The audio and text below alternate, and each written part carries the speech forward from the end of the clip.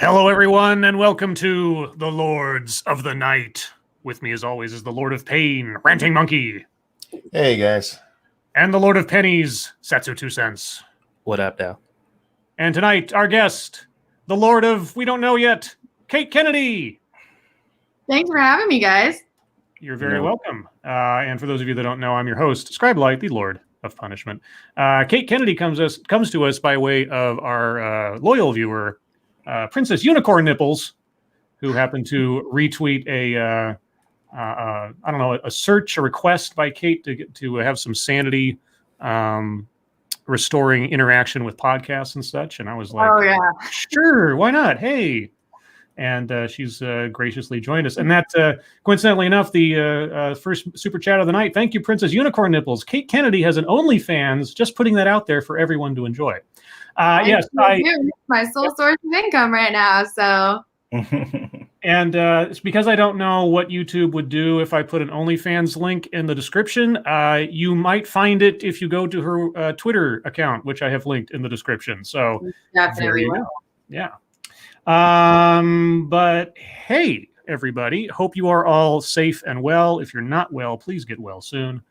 So we'll go around the list here. Satsu, how are you doing? Oh, I'm good, man. I just ate some curry and I am happy than a motherfucker right now. So I saw the picture. How long did that take you to make? Way longer than it should have, because I was trying to do it almost from scratch way, and it was like 3 hours. And how was the Squeedy Poo?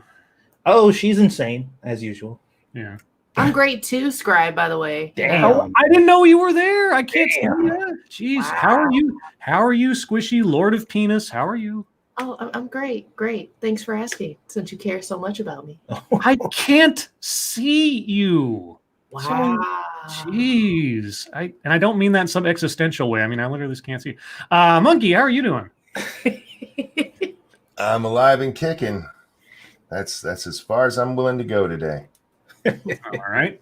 And Kate, how are you doing today? Well, we've had a little adventure talk on you, but what's going on? What's the latest and greatest? I'm much better now than I was 20 minutes ago. My dog had emergency surgery today, which is so fun in the middle of a pandemic. Yeah. And it cost me a lot of money. So that was great. I have a disabled dog that I love so much. Her name is Squeegee, because her bad leg looks like a squeegee when she moves it up and down. She tore her ACL on one of her good legs. It's called something different in dogs. It's like the dog equivalent of tearing your ACL. So she did on her other leg 2 years ago.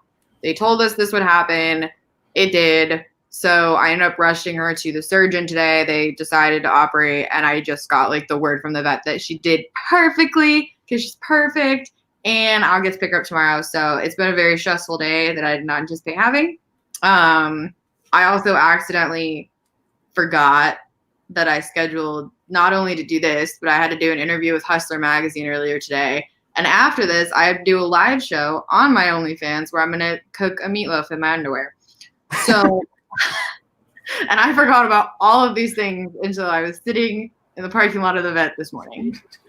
Well, yeah, and we appreciate you coming out with such a busy, crazy day. Like I said, this is very sanity inducing for me. It's nice to talk to other humans, and I'm a podcast slut anyways. I love doing this.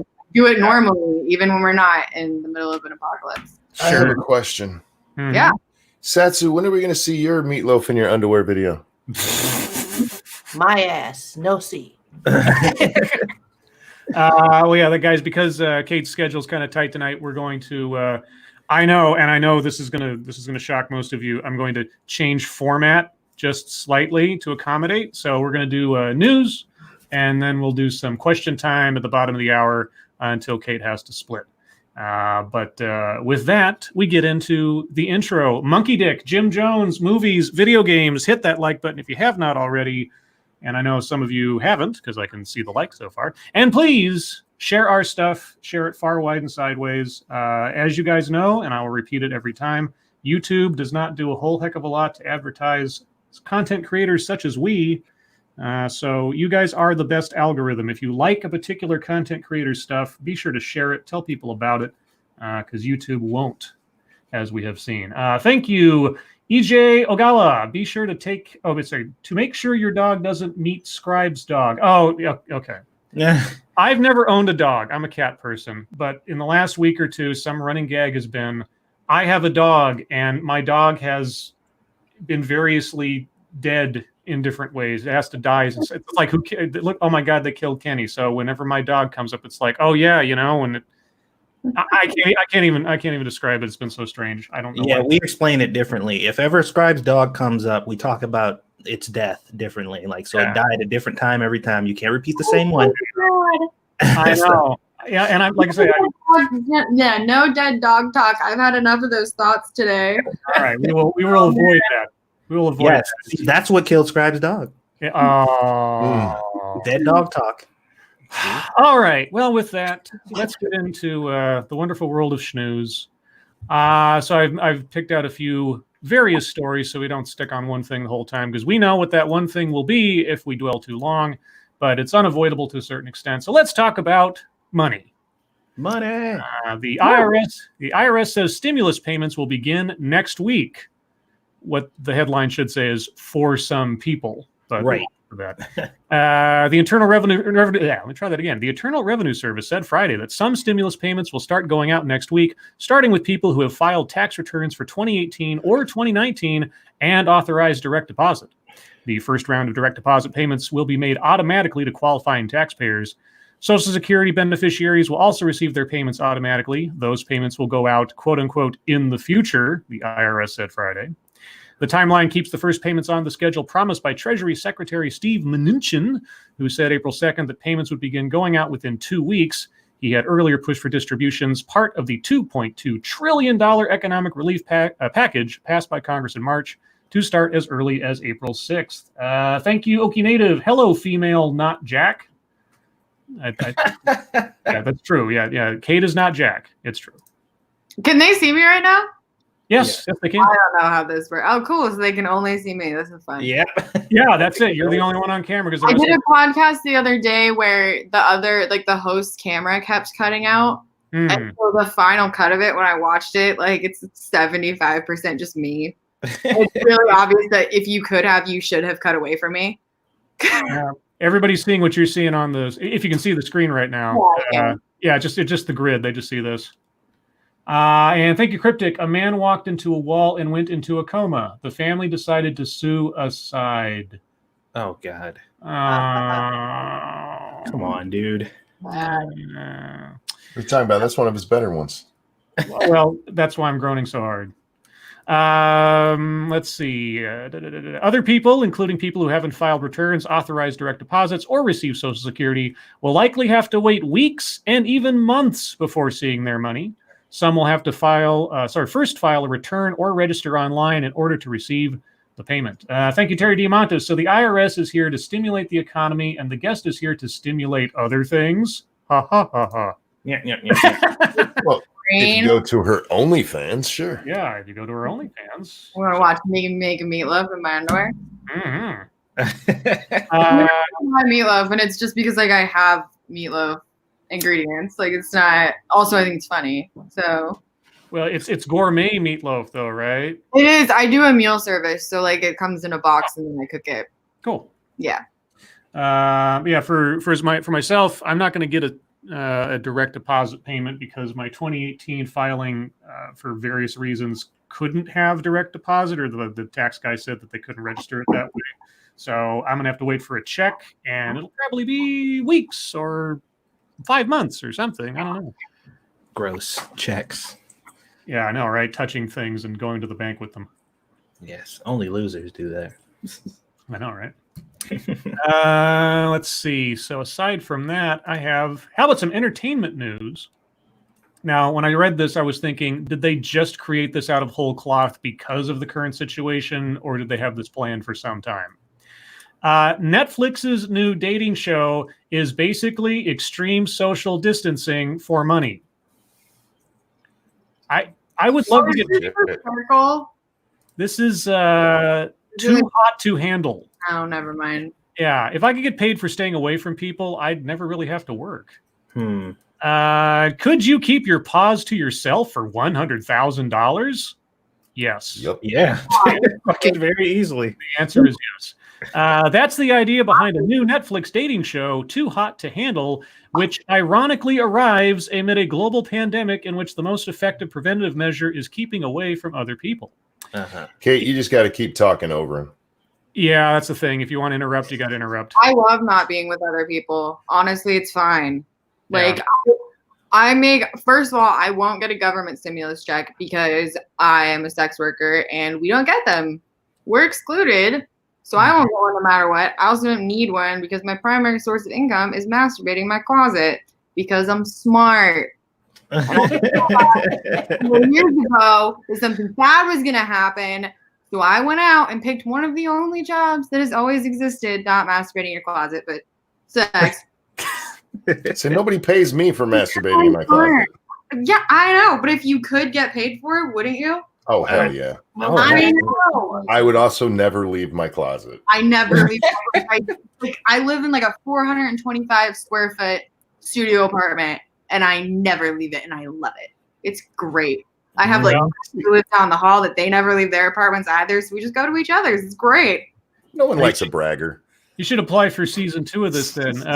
So the idea behind the show, in Too Hot to Handle, 10 bathing suit clad attractives cohabitate in a postcard worthy paradise for which they're told they're going to be, for what they're told is going to be one heck of a sexy singles summer. They have to wear bathing suits the whole time.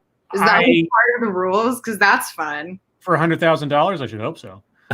Except there's a twist. They can have no sexual activity if they want a chance to win the $100,000 grant. That's it. Easy. That's it. It's Marriage Simulator. I don't. Marriage Simulator. Dude, did they say attractives? Attractives, yeah, like influencers. Thank you, Okie Native. To be fair, Monkey would get paid. He just doesn't offer. Well, probably. Oh, I'm okay. afraid you bastards would pay me for that. Dude, they would. You know what? People will buy fucking anything on the internet.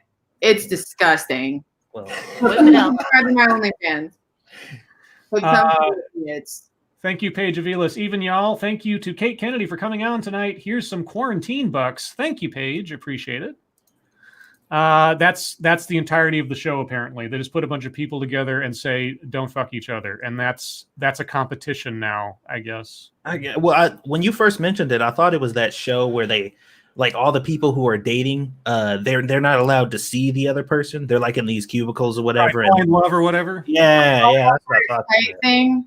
Yeah. Yeah. There's a lot of weird dating shows. There's like the spin-off of The Bachelor where they have to sing with each other. Like, you're grasping here. I've never seen The Bachelor. No. But I feel like I've also never seen the Kardashians, but I know exactly what's happening with them all the time. Like, I think it's just it's like a virus. It's just in.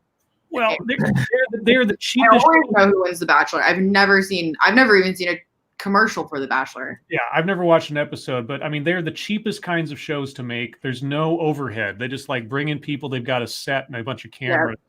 And then it's just like, I think their biggest expense is probably the editing studio where they have to try to make it into some kind of narrative of excitement for people. And then everybody watches it because I don't know why. I don't get it, but.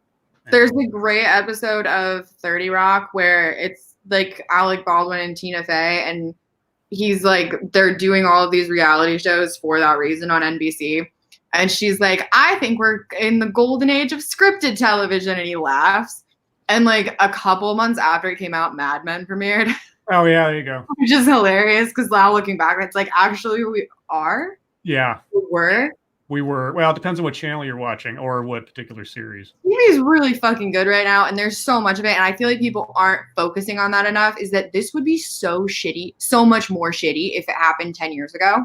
Mm-hmm. Like, Netflix used to be a company that mailed you DVDs in the mail. Yeah. And you only had 2 at a time, and it was fucking awful, and you couldn't go to Blockbuster anymore. Sorry, that was a bug. And I was really mad at my dad when he signed us up for it and wouldn't let us go to Blockbuster anymore. He was right in the long run. Yeah. As most dads are. My hand, like single-handedly, while holding a glass of wine. So I'm gonna wash my hand really quick. Okay. You got a super chat there. I know. Thank you, Frosted Glass. I've been masturbating in women's closets for years. That's great. Thank you. Frosted. Thank you, Okie Native. I was going to use this for dogs' antibiotics, but I can't get another dog for Cryptic's dinner. Oh, no. Yikes. Oh, no. Well, the thing about Netflix that's kind of bugged me now is I think of all these shows that aren't on the air anymore that would have been perfect for Netflix, but they came out during broadcast era. And so they didn't work back then, but they'd be perfect for now. There's this show from the 90s called Prophet, which starred Adrian Pastar and is about basically the villain is the star of the show, and he's an insane guy who's going into a corporation and bring it down from the inside. And it would have been a Netflix perfect fit, but this is like 20 years ago now. And such a there's a great, like, if Freaks and Geeks came out today, being Netflix, it would be so great. But also I was thinking about this, and like if Seinfeld came out today, it would definitely be on Hulu, and that makes me sad.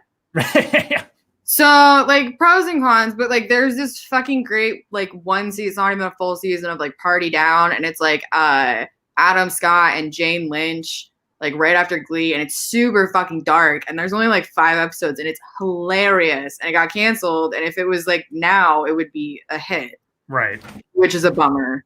All about timing. Thank you, Cryptic. I don't do dogs, Okie. Bats, yummy with Corona. Oh, God. Oh, God. Well, speaking of animals, how's that for a segue? Man accused of pointing gun at a waving Easter bunny. And it's from Satsu's background, Middleburn, Ohio. Or Middleburn. Oh, shit. A man brandished a gun and threatened a person playing the Easter bunny who was waving to motorists from an interstate overpass in Ohio. A 49-year-old man was arrested Wednesday afternoon in Middleburn, the Daily Jeffersonian reported. He was given a breath alcohol test at Ohio State Highway Patrol Post, but was taken to a medical facility when jail officials refused to book him because of an elevated temperature, leading to concerns he might be infected with the coronavirus. Oh, shit. So a coronavirus-infected, gun-waving Easter bunny killer. Well, he didn't shoot the guy, but still. Let's see. The county sergeant, Jason Best, on Friday said the man could face charges of aggravated menacing and improper handling of a firearm in a vehicle. Deputies found the suspect and another man sitting inside a camouflage-painted pickup truck parked at the edge of a field shortly after receiving a call about the Easter bunny threat. Okay, was this guy's last name Fudd by any chance? Quiet, I'm hunting where's the rabbit wet. Maybe. That was bad. Beautiful. Let's see. What else do I have? Not really anything to say about that except people be crazy, yo. Easter's already like a weird holiday, and now it just feels extra weird. Like it's Good Friday today, and I grew up super Catholic, and I just like this is already a bummer of a day, and it's like lived up to it. Right. And let's celebrate Baby Jesus Day. Yeah. Yeah. Let's see. Another animal news. This doesn't make any sense to me whatsoever. Disney really needs to stop. It's one of those things which is like, Disney, stop. Disney is remaking its classic 1973 Robin Hood film as an anthropomorphic CGI Plus exclusive.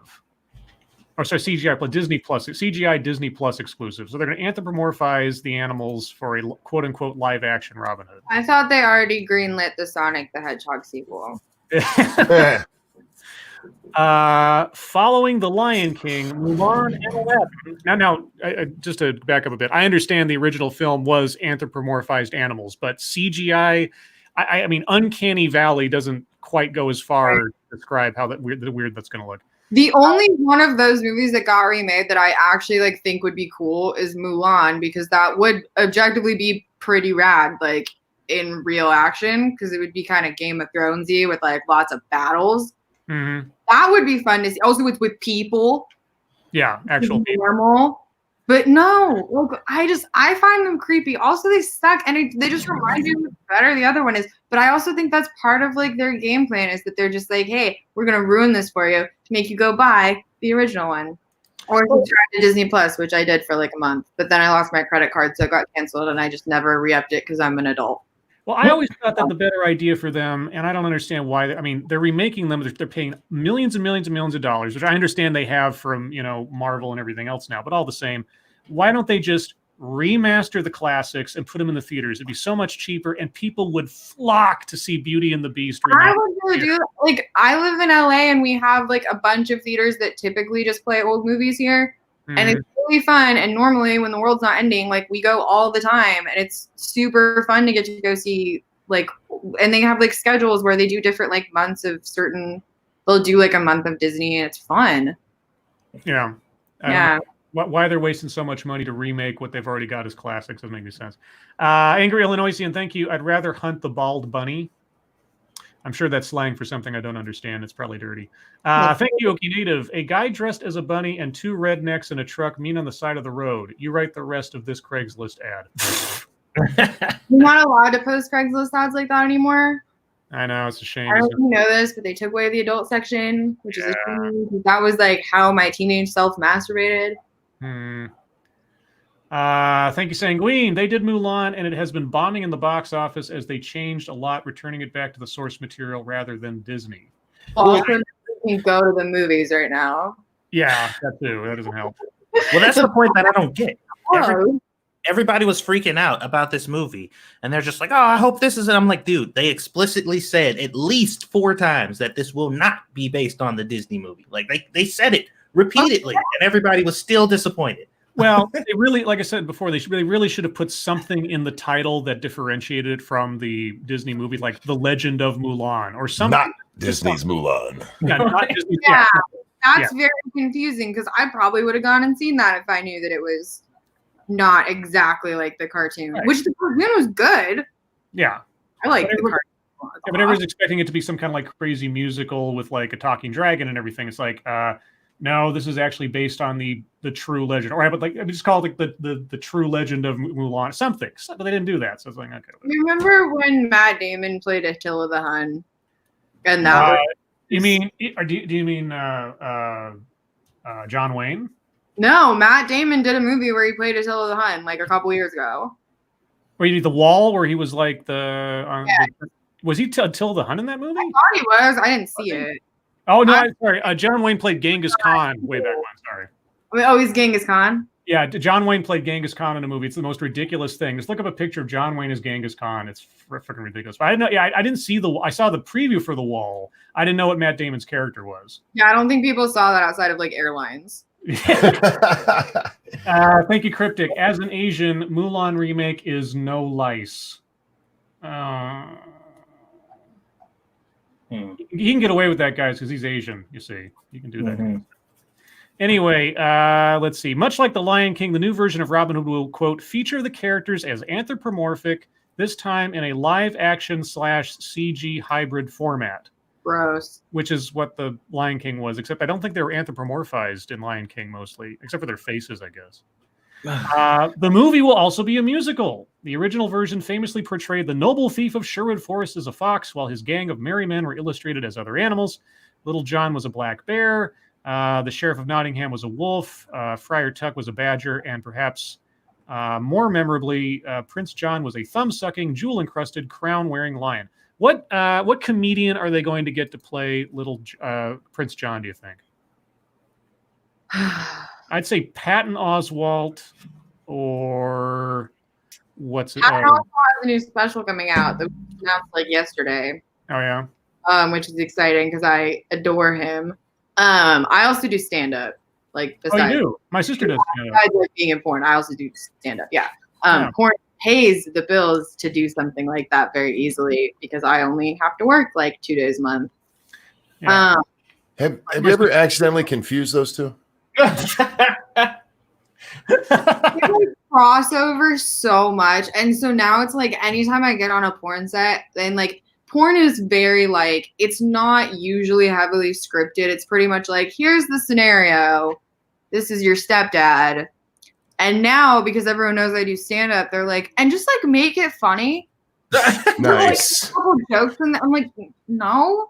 Like that's not how this works at all. Like the way you write stand-up is like you get drunk and cry at your kitchen table and like call your mom or like I think it's gonna really work out this time. Like, so like I just get asked like either do that or then like I mean in stand-up like I talk a lot about porn because it's funny. I try to not get like pigeonholed for it, but anyways, Patton Oswalt would be actually a good pick for that. Let's see real quick. Thank you, Sanguine. Oh, correction, they bounced it back and are going to give it a second release post-play. Well, given how much money they spent on that and its marketing, I don't see how they couldn't, but we'll see. I think they should make Netflix free right now. Or at least, yeah, maybe like I'm thinking a lot about this. I think the least they could do is make it free for everybody for like a couple of months. Or make like a certain selection of their originals like free to stream for a while. Yeah. Good promotional thing. Like a good promotional thing. I can see the Netflix building from my window of my apartment because I live in Hollywood and it's like right there. Well, go fucking tell them. Shit. Yeah, walk over I there. know. Hey. I was like, oh, that's a good idea. I was like, I'll just put it on a big piece of paper and like put it in my window. They'll definitely see it. Heck, Yes. if you walk over there, they'll probably give you your own special. You know, you can't actually walk over there because there's like a really scary homeless encampment between here. Like, Thank you, MCR and Doniger. Kate, why call yourself C-list? How nearsighted are you? oh, that's a joke. So that's my Twitter profile. Bio says like C-list porno actress. And it's because I was on like Tom Segura's show. And someone commented on the video, and like it was my favorite comment I've ever gotten. It was like, "Why would you have this C-list porno actress on the show? By the way, Broad's got a weird shaped head." What's wrong with your head? Honestly, like I get it. Like it is. I'm wearing a beanie right now, so you can't really see. But yeah, like I have a big head. Like I'm aware. I had to wear adult bicycle helmets as a child. Like it's not lost on me. And I was like, dude, you know, he has a point. So that's why it's in there. It's I think it's funny. Okie Native asked, does she post her stand-up on YouTube? I don't know. I do. I have one tape on YouTube. I've only been doing stand-up for a year. Mm-hmm. I've only been doing porn for like 2 in front of the camera. So I only have like a few tapes, but I do post it on my OnlyFans sometimes. So if you want to like, I mean, obviously I'm not doing it right now. I have no new tapes because I can't. So, but I do have one on YouTube. You can look at it. It's okay.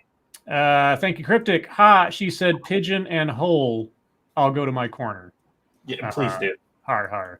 Yeah, my sister has done stand-up for several years, and I'm always like one of her first stops to try out new jokes on, and I just kind of have to like, I'm probably her worst audience because I'm very like, I want to be helpful, so I'm more obsessive than I am like receptive to them. Like, does that work? And like, maybe you need to structure it this way. It's like, yeah, but is it funny? I'm like, I don't know. I think you're hilarious just by looking at you. She's like, oh. I ask different people depending on what kind of like feedback I want. Like if I just think of like a concept for a joke where I'm like, this is a weird situation or I think it's funny, like I'll tweet about it. And if it gets like over 100 likes, I'm like, okay, it's relatable and people get what I'm talking about. Mm-hmm. So that's a big like battle for me too, is because like I do live in this weird like marginalized like kind of subculture where I'm just like around pornographers all the time. All my friends either do porn or they do stand-up. So it's like a very weird cultural ditch to be in. Yeah. A lot of times I'll make a joke that I think is so funny and great. And I'll like tell it to someone I'm so excited. And they're like, I have no idea what you're talking about. Yeah.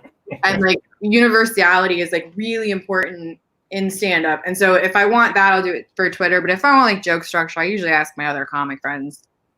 You ever do like or see opportunities to do like stand up at like, I don't know, porn conventions or things like that? Yeah, I did a show at AVN this year.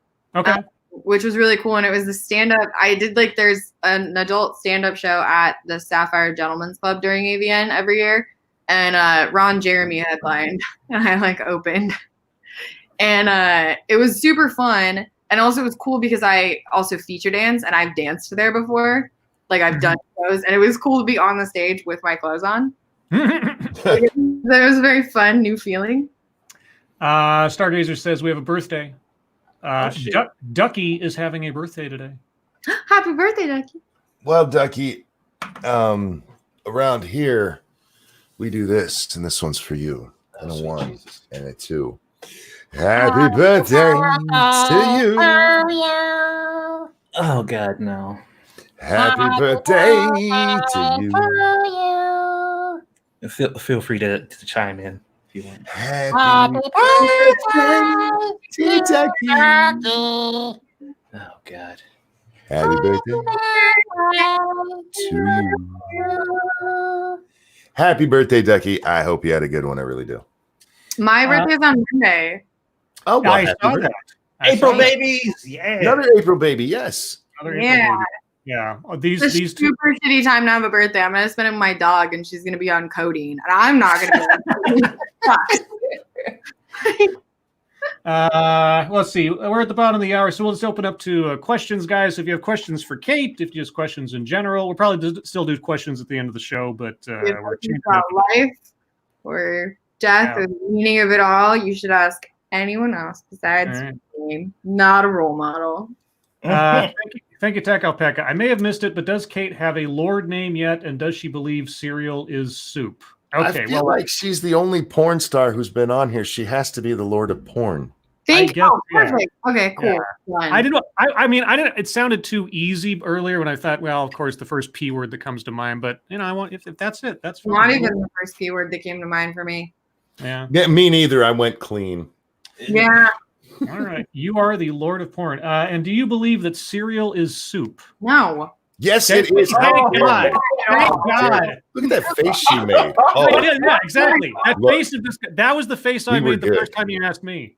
We were good, and now we got to fight. We got to fight. Well, It is soup. it's one ingredient. Cereal's just cereal. No, Monkey. no, you can put bananas in there. I don't personally like bananas. Yeah. That's not what I heard. Thank you, Will Thurs. Did she just say she opened for Ron Jeremy? Yeah, I did Yes, you did. in January, and it was fun. I didn't actually meet him because I had to leave early because I was at AVN, which is like the porn Oscars, and so like I was working like it's a big convention, and you work like 10 to 12 hours a day, like on the floor, like you sign autographs and you have to go meet people and you have to do interviews and you have to do photos, and like then I had this show. I had to like rush right back to the hotel like in a limo. Yeah, I mean limo. And I was very drunk, and I was like, "Can I sit up front with the driver? I don't want to be alone." They did not let me sit up front, so I sat like right up by the window divider and was talking to him the whole time because I was like really jazzed. It was my first paid show. It was like the first time I got paid to do comedy, which is a big deal because you can do it for years and not get paid.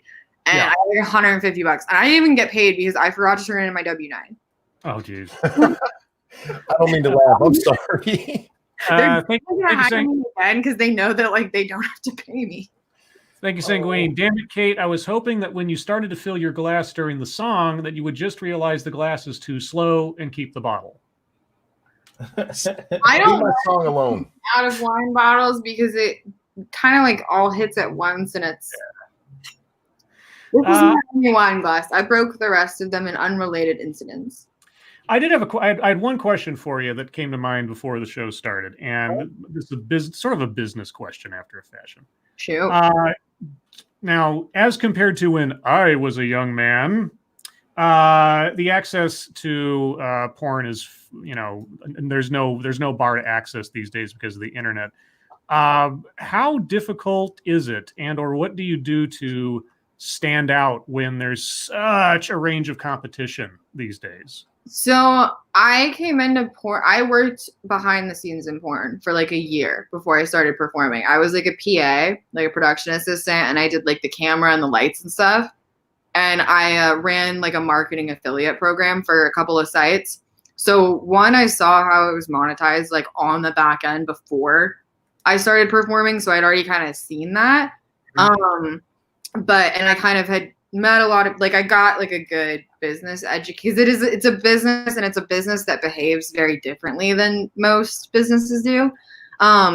so I got like a good education from that. But the way you stand out for me personally, like I think it's really important to you have to build a brand. It's a lot like trying to be like an influencer now, because so much of it comes from like social media following. Like a lot of the ways I book, and I don't do that much professional porn anymore, actually. Like I make most of my money from OnlyFans. Mhm. So I'll do like a couple, like I'll as many as I can, obviously, but I'll do like a few professional shoots a month, like for directors I like with people I like, which is rad. But that's like all promo. Like I don't live off of that money. Yeah. I basically do it so that people will buy my stuff because it's more lucrative. But the way to do that is like one, it's to like be authentic, and also that if you want to get into the game of like just trading on your hotness, you're gonna lose, because like there's always gonna be a girl that's prettier than you and younger than you and has bigger titties than you. Mhm. Like always, like you're gonna fucking lose. So like if you build your brand based on the best aspects of your personality, which is what I tried to do. I also studied like digital brand strategy in college. I have a degree in advertising. Nice. That's why I'm like so technical about this. Yeah. One, I think it works better because it's easier to maintain. It's more profitable because people genuinely feel like they know you, because they do, and they know the best version of yourself. So you still have to treat it like a business, but you want it to be yours. See, now that's interesting, because I would have thought that's a complete reversal, because I would have thought that your social media would be to promote the production stuff, whereas now the production stuff is basically an advertisement for your social media side. That's interesting. I hadn't thought about Like that. Brothers or Reality Kings like has like 500,000, 1 million followers on Twitter. Mhm. If I work for them and they tag me in a shit ton of tweets because they're trying to sell their content, Right. a bunch of people are gonna go. Like every time I work for like a big site like Naughty America or something, I gain like 10,000 Twitter followers like overnight. Right. And it's just that game of like trying to get in with more significant. It's the same thing like when I did the Tom Segura show. Like all of a sudden overnight, I jumped from like 3,000 on Pornhub to like in the top 100. Mhm. I made I didn't get paid for doing that, but I made a shit ton of money from it. Well, doing this show, you'll get at least a boost of 10 or 20 people. Thanks, guys. You have to this live and watch me make meatloaf. So one question that most of our loyal fans want me to ask you, Okay. and there's some show lore to this, so I will ask it as it has to be asked. Do you tongue butter the turtle cave?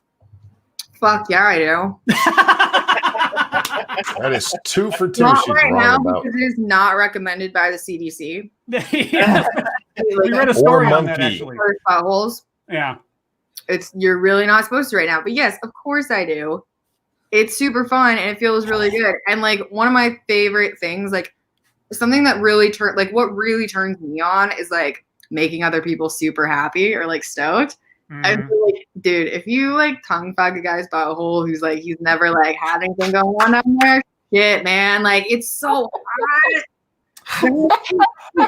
Oh my god, Kate! Oh my god, that's awesome, Dude. The best comment in the chat right now. Well, shit. Yeah, I'll be setting this one to 18 and over after we're done here. Let's see. man, use baby wipes. Not that hard. I know. Trap. Raziel says it's my uncle's birthday today. His name is Z. Parabens. Is that Polish? I don't know. But anyway, it's Z's birthday as well, Monkey. Happy birthday, Z. Oh, Z. It's your birthday. Around here we do this. Sorry, guys. I'm fading. And this one's for you. And a 1. And a 2. Happy birthday to you. He sings this differently every time, by the way. Happy birthday. Happy birthday to you.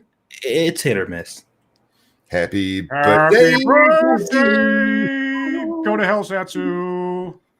Already there. Happy birthday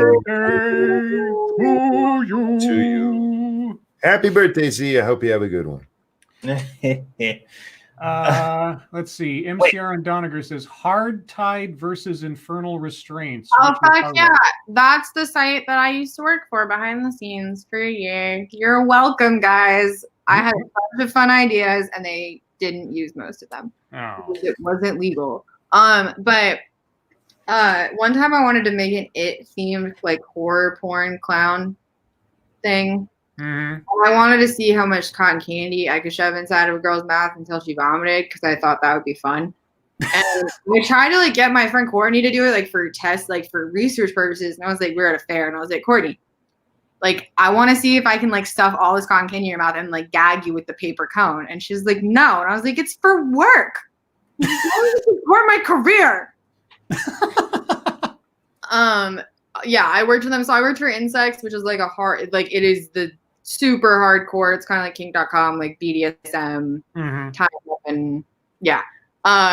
They're both super fun. Infernal, you get to be a little more creative because you're not as limited. Hardtied is only rope bondage. Infernal restraints is a lot more metal. We had like a huge shed that was the size of my apartment, and it was full of just like different lengths of pipe and connectors, like in different widths and like blocks and stuff. It was like grown up, fucked up Tinker Toys. Sure. And you just like build these crazy rigs and then like walk hot girls in them. And that was my job for like a year, and I made no money, but it was so fun. Oh my god.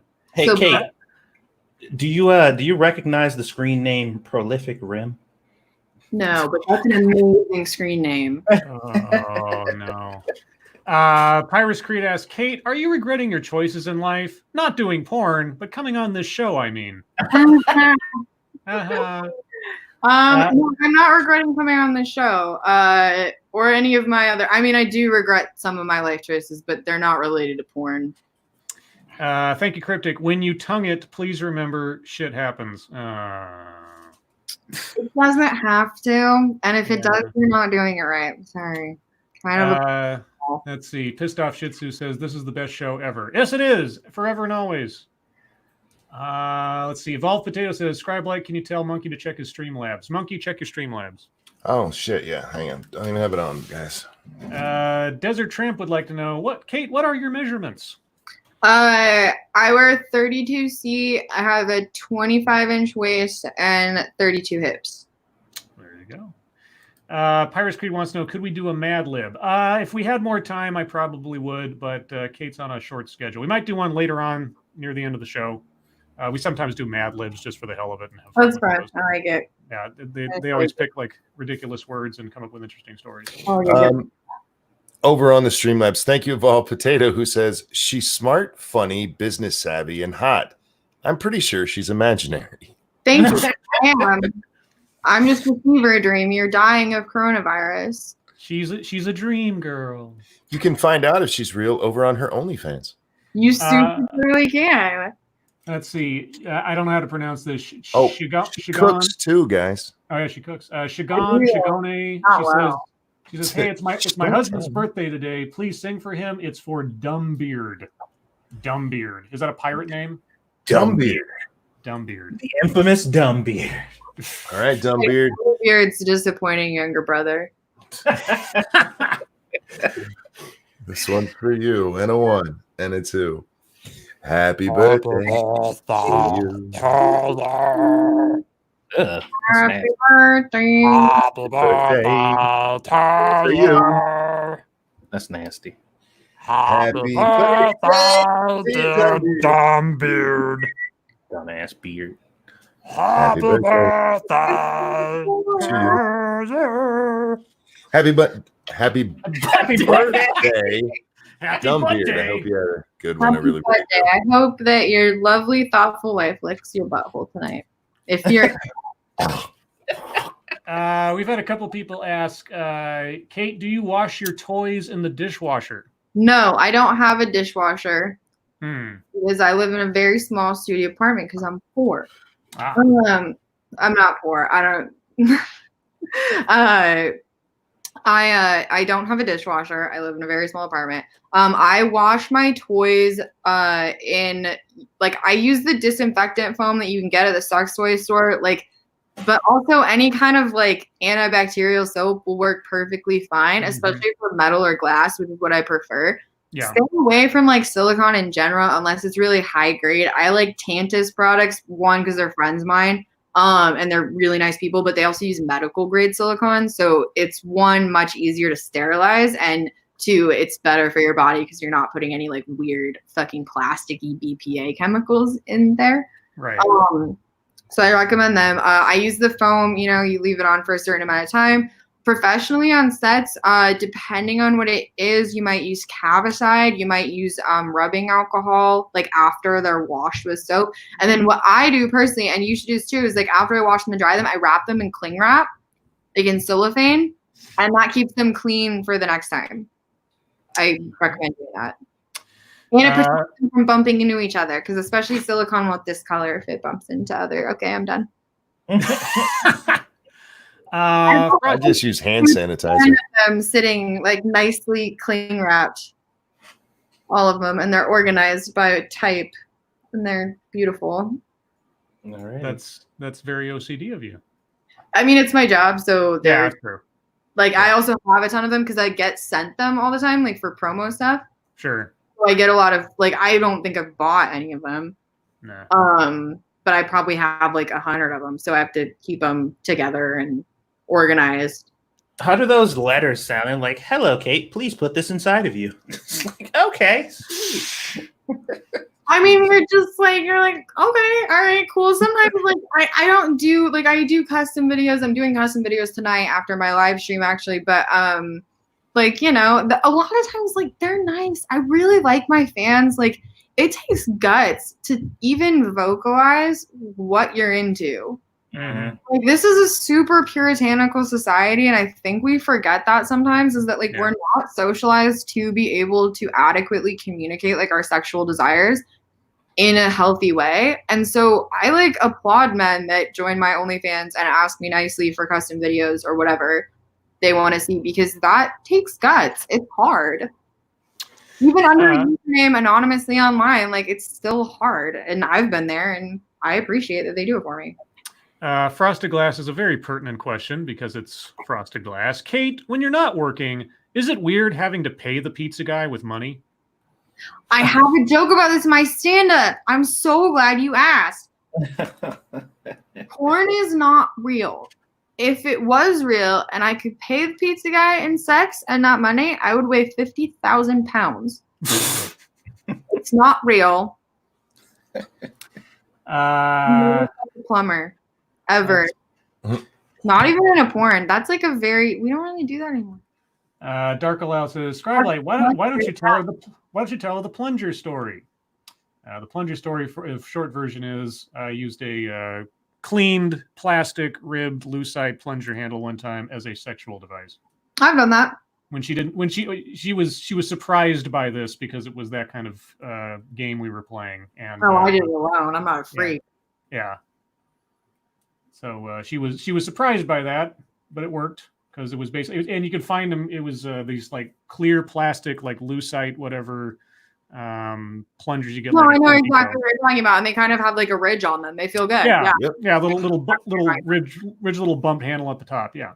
I know. I've also fucked my hairbrush a bunch of times. Like, have you thought about selling that hairbrush? I only have one, man.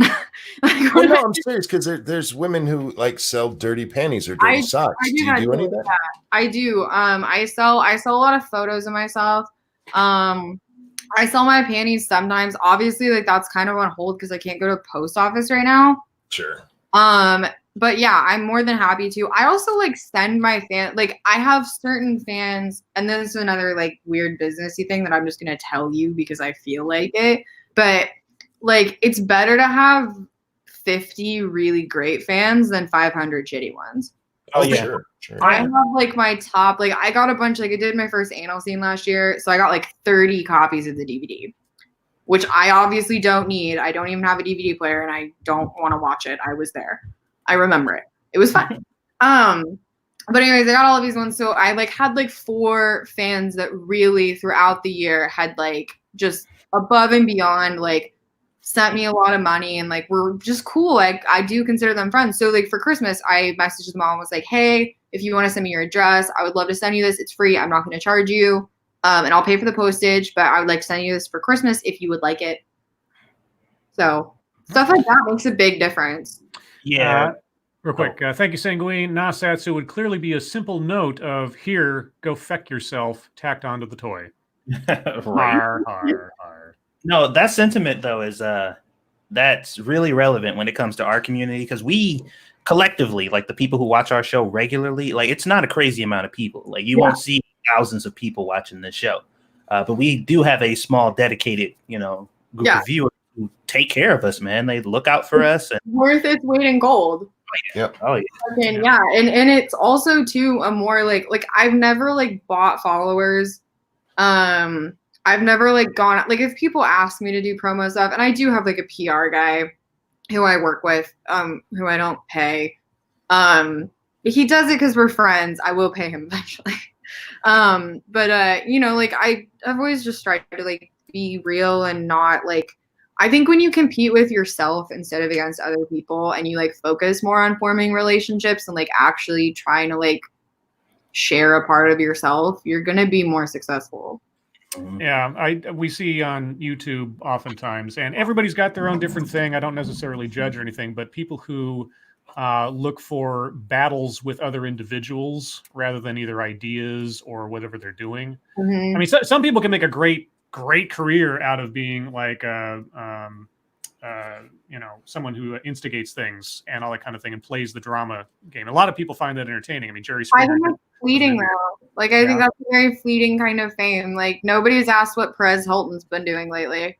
Oh, you're right. Yeah. Like I think, and I see like girls that go about that way, like in sex work, and like it leaves a bad taste in my mouth. I don't like, and it's from 30 Rock again, and I'm just going to quote it, but there's this really great quote when it's like Toofer and Tracy, and they're talking about like race relations in a sketch, and he's like, I don't like it when you do that, because there are racist people out there, and when they see you acting like that, they assume we're all like that, and I feel like that's very similar to sex work, where it's like they see you fucking up and being a bitch, and they think we're all like that, and we're not.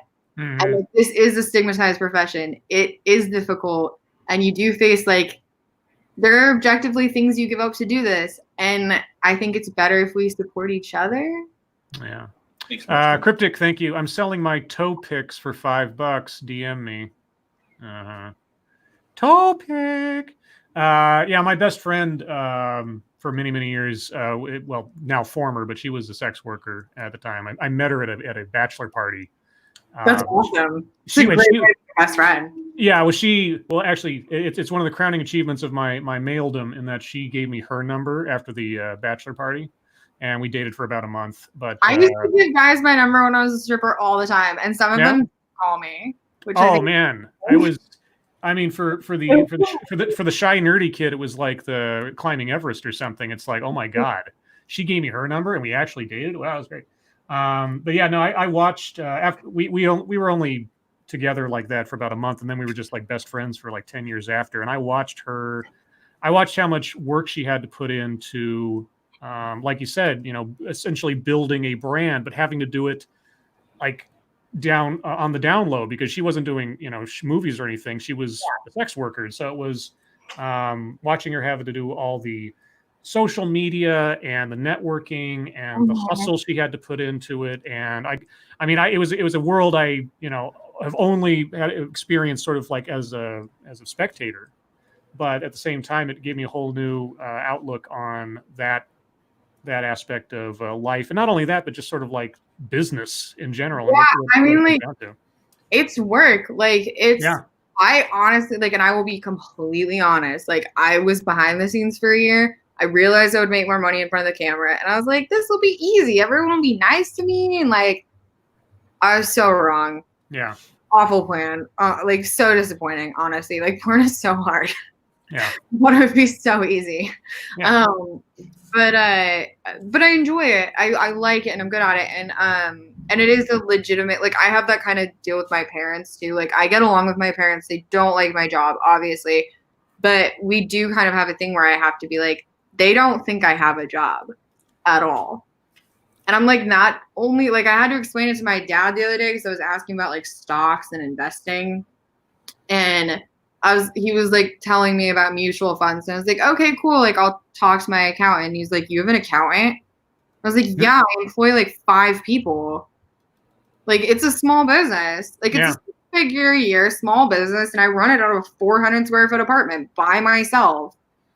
Like, it's a business. It's a ton of work. And like, you have to, not only do you have to like pay to play, because like this job is expensive. Like, between like the hair, the makeup, the clothes, the travel, you have to live in LA, like the testing. Like I normally, obviously I'm not on this right now because we're not shooting, but like I get my blood drawn and do a full STD panel every 2 weeks and it costs $200. Yeah. And I pay for that. No one else does. And like an average adult scene, you're only making like $1,000, like maybe 1,500 if it's anal. Like, you have to make your own content. So you have to like produce, edit, light, star in, and disseminate the entire product. Like, imagine if somebody asked you to make a movie that you had to like produce, write, edit, and start. Like they're asking you to be Orson Welles. Yeah. And do Citizen Kane, but naked. That's a really lofty fucking like plug for my OnlyFans. It's like Citizen Kane, but I'm naked. There you go. Oh, speaking of which, we're 5 minutes out from the top of the hour, so I don't know if you had to split or. I do split pretty soon. I can let them know I'm running a little bit late, but either way, Totally up I'll to you. like, wash my dishes and like make sure my kitchen's not horrendous. Okay, well, whatever works for you, just let us know. We'll go with it. Let's see. Stargazer, thank you for putting Kate's Twitter in the chat. But before you go, can I ask you a question? Yeah. I had this question before. When we knew you were coming on, this is the one that popped into my head. Well, I had two that popped into my head. This is the more nice one. In an average scene, say I see a 15-minute scene, how much actual filming is that? It's a really good question. So first of all, like a 15-minute scene is never a 15-minute scene. You're watching something on Pornhub that's been cut down. The average length of a porno scene, like full release, like that you would see on a DVD, or if you subscribe to the website, is 45 minutes. That's the general. 45 is what we aim for almost any movie. Sometimes they're a little shorter, and some of the more feature ones are a little longer. The dialogue, a day on set can go anywhere from like 3 to 4 hours to 14 hours.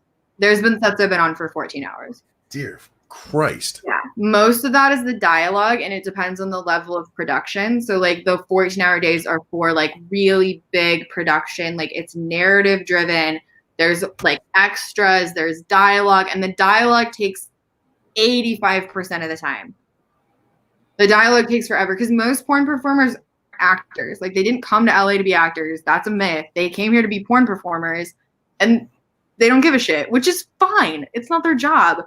But when you put those people into a situation where they're like going to have to memorize lines and do the same thing every tape for continuity, it takes a really long time.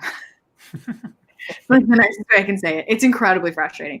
The actual sex, usually, like, it's not super orchestrated. Like, the kind of the director, like the person holding the camera, if they want you to change positions, will kind of go behind themselves, like behind it. Mm-hmm. And you know, like, okay, in the next like 45 seconds, we're going to switch. Usually block it out first. So the actual sex is usually under 30 minutes. Oh, okay. Yeah, it's actually not that long. But if you have to do multiple takes of it, sometimes the guy has to be hard for like 4 hours. Damn. Johnny Hillcat, thank you. Puts a whole meaning of rosebud. Uh-huh. And your boy Pat says, Kate, is it true most porn stars won't watch their own scenes? I watch some of my scenes. I watch a lot more of like my content. Because when I'm shooting like stuff for myself for my OnlyFans, like I'm shooting it here in my home and I'm shooting it with my friends. Like for that kind of stuff, I only work with people I know and like. So that's fun. And we just like put the camera up and bang, like normal. We don't have to open up or like, you know, I don't really watch my performances. There are people that do, and a lot of really big stars will, and like will be very critical of their performance, and it like makes them better performers. I don't care that much. Sanguine. Okay. I don't really get off to my own porn. There's been a couple scenes I've shot that I liked. Sanguine wants to know, how weird was it figuring out what the best light source is for the whole of your butt? Not weird at all. I can tell you exactly how to light a butthole. That's such a weird sentence. That is the last thing I ever thought I would hear on this show. It's probably, it is probably. Here's the thing. Real quick, there was this bit of George Carlin he did one time where he said, the beauty of the English language is I can say something right now that has never been spoken by a human being in the history of mankind just by putting words together that you've never heard in combination. I have a feeling that might be the first time that's ever been said in history. It's not. Oh. Things about how to light a butthole with people. Oh. With other PAs, you take a small handheld, like rectangular light. It's not large. It's about that big, and you hold it under the camera while you shoot up. All you need says demonetized. All you need. I haven't monetized one of these streams in about a year. Don't worry about it. Thank you, Sanguine, again. That sentence is why I asked that question, and it was worth it. Well, thank you, Sanguine, both for the question and for your generosity. Thank you so much. Well played. Is Chat Mort in the chat? Hi, Chat Mort. Chat Mort. Any other questions or anything? It seems like a bunch of people making jokes and stuff now, which is fine. Too much information. Well, this is the stream. Well, hey, if you had to split, now's probably an okay time if you had to. Yeah, I can.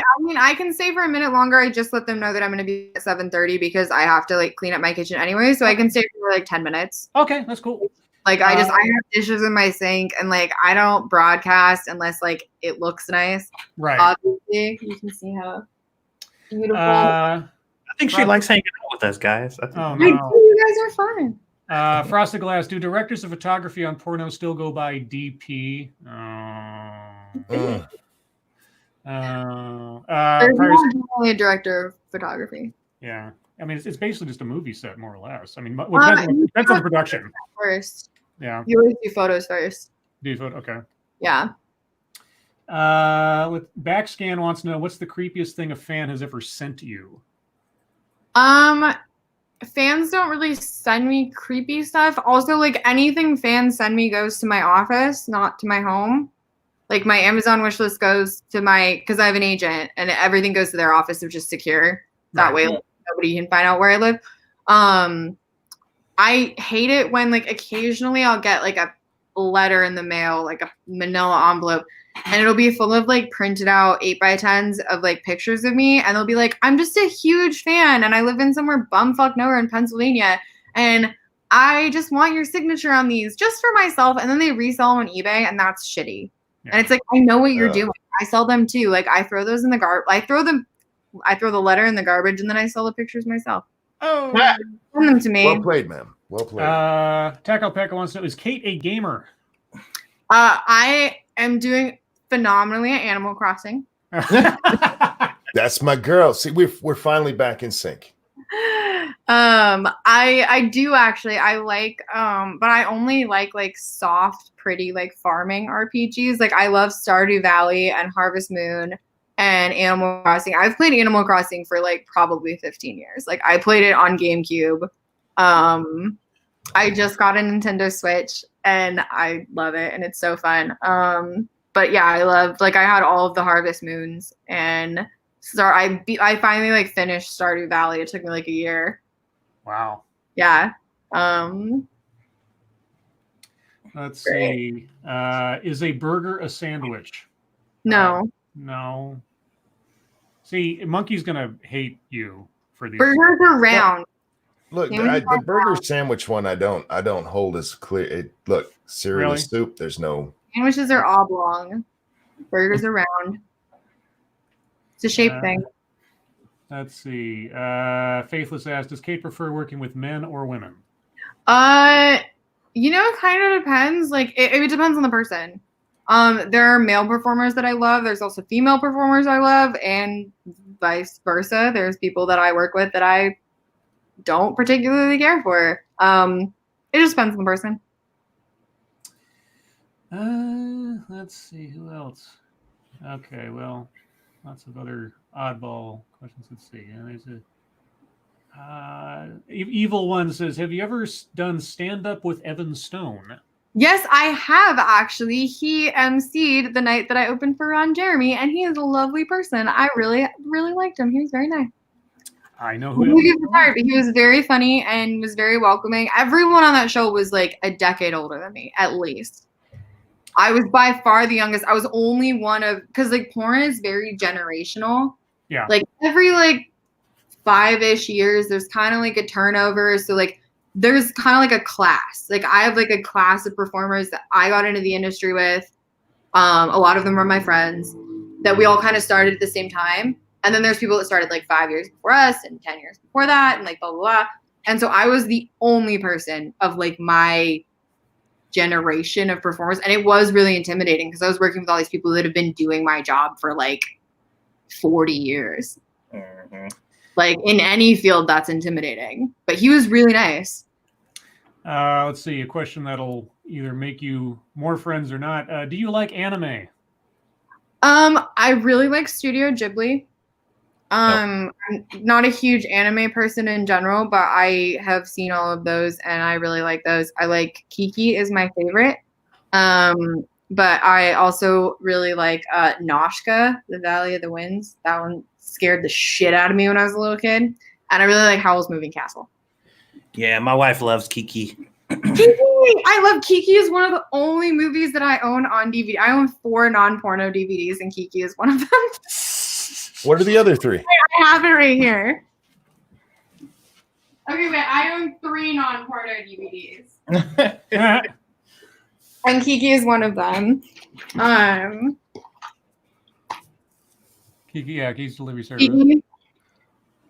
Buster and Chauncey's Silent Night, which is an animated movie about 2 mice that write Silent Night in Vienna. Okay.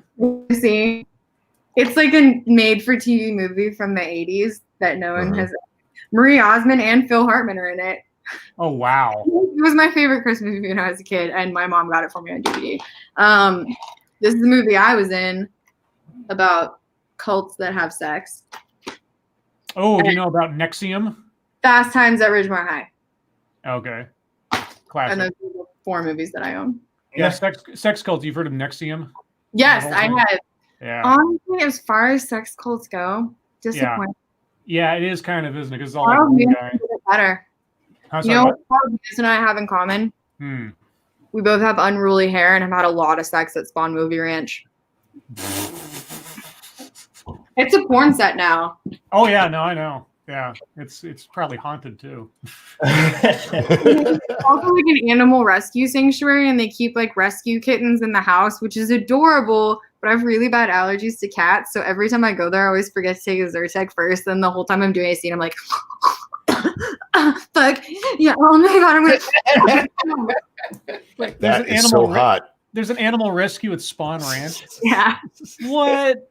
So Spawn Ranch was like divided up after all of this happened, and it wasn't Movie Ranch anymore. Yeah. And part of it is owned by someone who is in the adult industry, and they run an animal sanctuary there.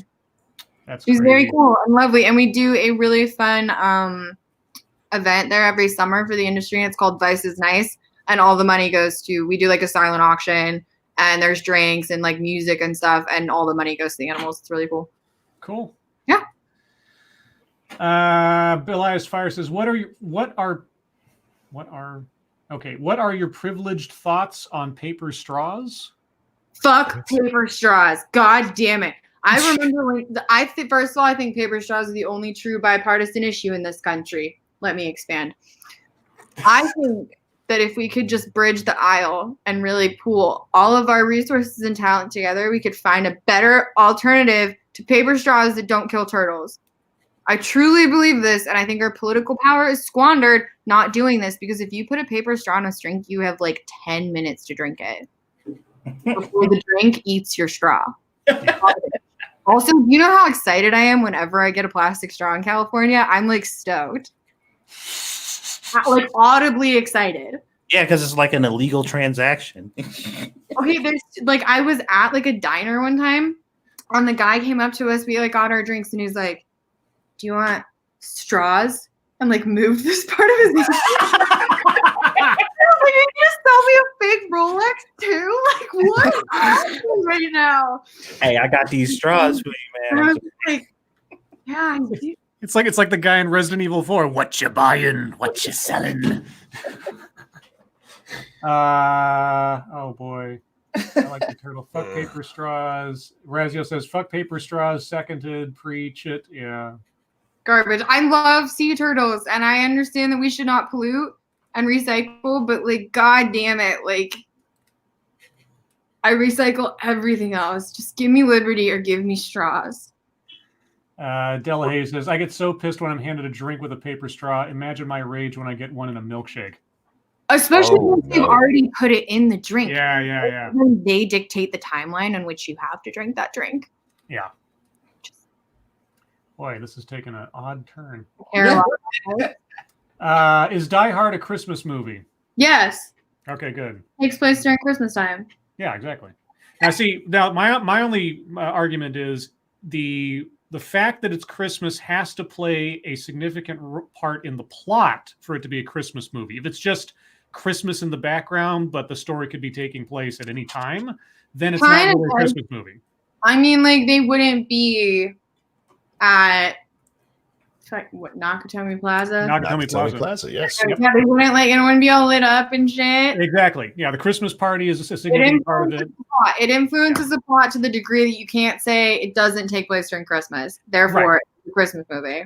Yeah, and so that's my only condition to say that a movie's a Christmas movie is that it has to be integral to the plot that it's Christmas and not just a feature of the background. Let's see. What wine are you drinking? Asks Jacqueline Dusk. Shut it on. I'm drinking this wine. It was $6, and someone brought it to my house. Okay. Yeah. There you go. We're not wine snobs here. You drink what you want to. Yeah. Well, my parents live in like rural Colorado, which is where I grew up. And they just found out that you can have like cocktails delivered to your house, like takeout. They're quarantined. And my dad is like stoked on it. Like he thinks it's so cool. You guys. So he's been like, because I guess their friends like own a restaurant that they just recently started. And they're really freaked because like the restaurant like might close because you know, all of this happening. So my parents have been ordering food from them like 4 nights a week. Damn. And like, they're really nice people. And every time I order food, my dad's like, it's from a local restaurant, right? We have to support local restaurants. I'm like, yeah. Like, but he like sent me pictures. He got like an old fashioned and my mom got a Cosmo, but my mom like doesn't know what's in Cosmo. So she took 1 sip of it and like couldn't drink it, which was amazing. Let's see. Next 6 minutes says, bro hugs for Lords of the Night, fist bump for guest, high fives all around. Thank you. How you doing, 6? And Princess Unicorn Nipples asked the most pertinent question to my ego. Kate, do you like the thumbnail? Yes, I do. I really do. I dig it. Honestly, I wouldn't have replied to you if I didn't. Oh, wow. Nice. That's probably true. Thumbnail plays a role in like what, because like occasionally, very rarely, I do a ton of podcasts. Like normally on like when it's not this, I do like at least one a week for somebody.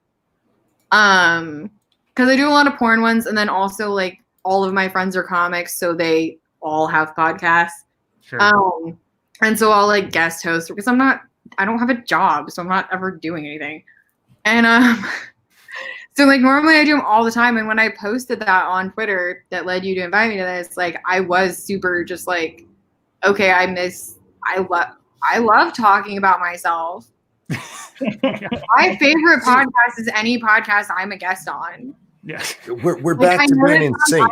I do not give a shit how conceited this sounds. Like I put them up on my 55-inch screen TV and I like watch myself talk for like hours. It's so fun. You amongst your best friends. Yeah, you get along so well. I think it's really interesting to watch yourself, and it's not a conceited thing. I just think it's so weird. Like I have mannerisms I've never realized I had. Yeah. Yeah.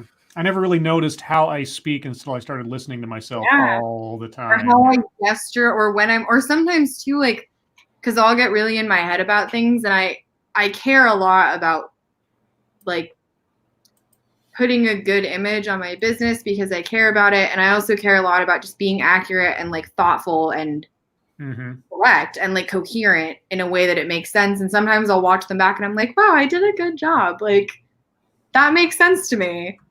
Well, if you like shows where you get to talk about yourself, I just did an interview with one of our viewers, Irate Prostate. He does an interview series, so maybe he'll hit you up at some point.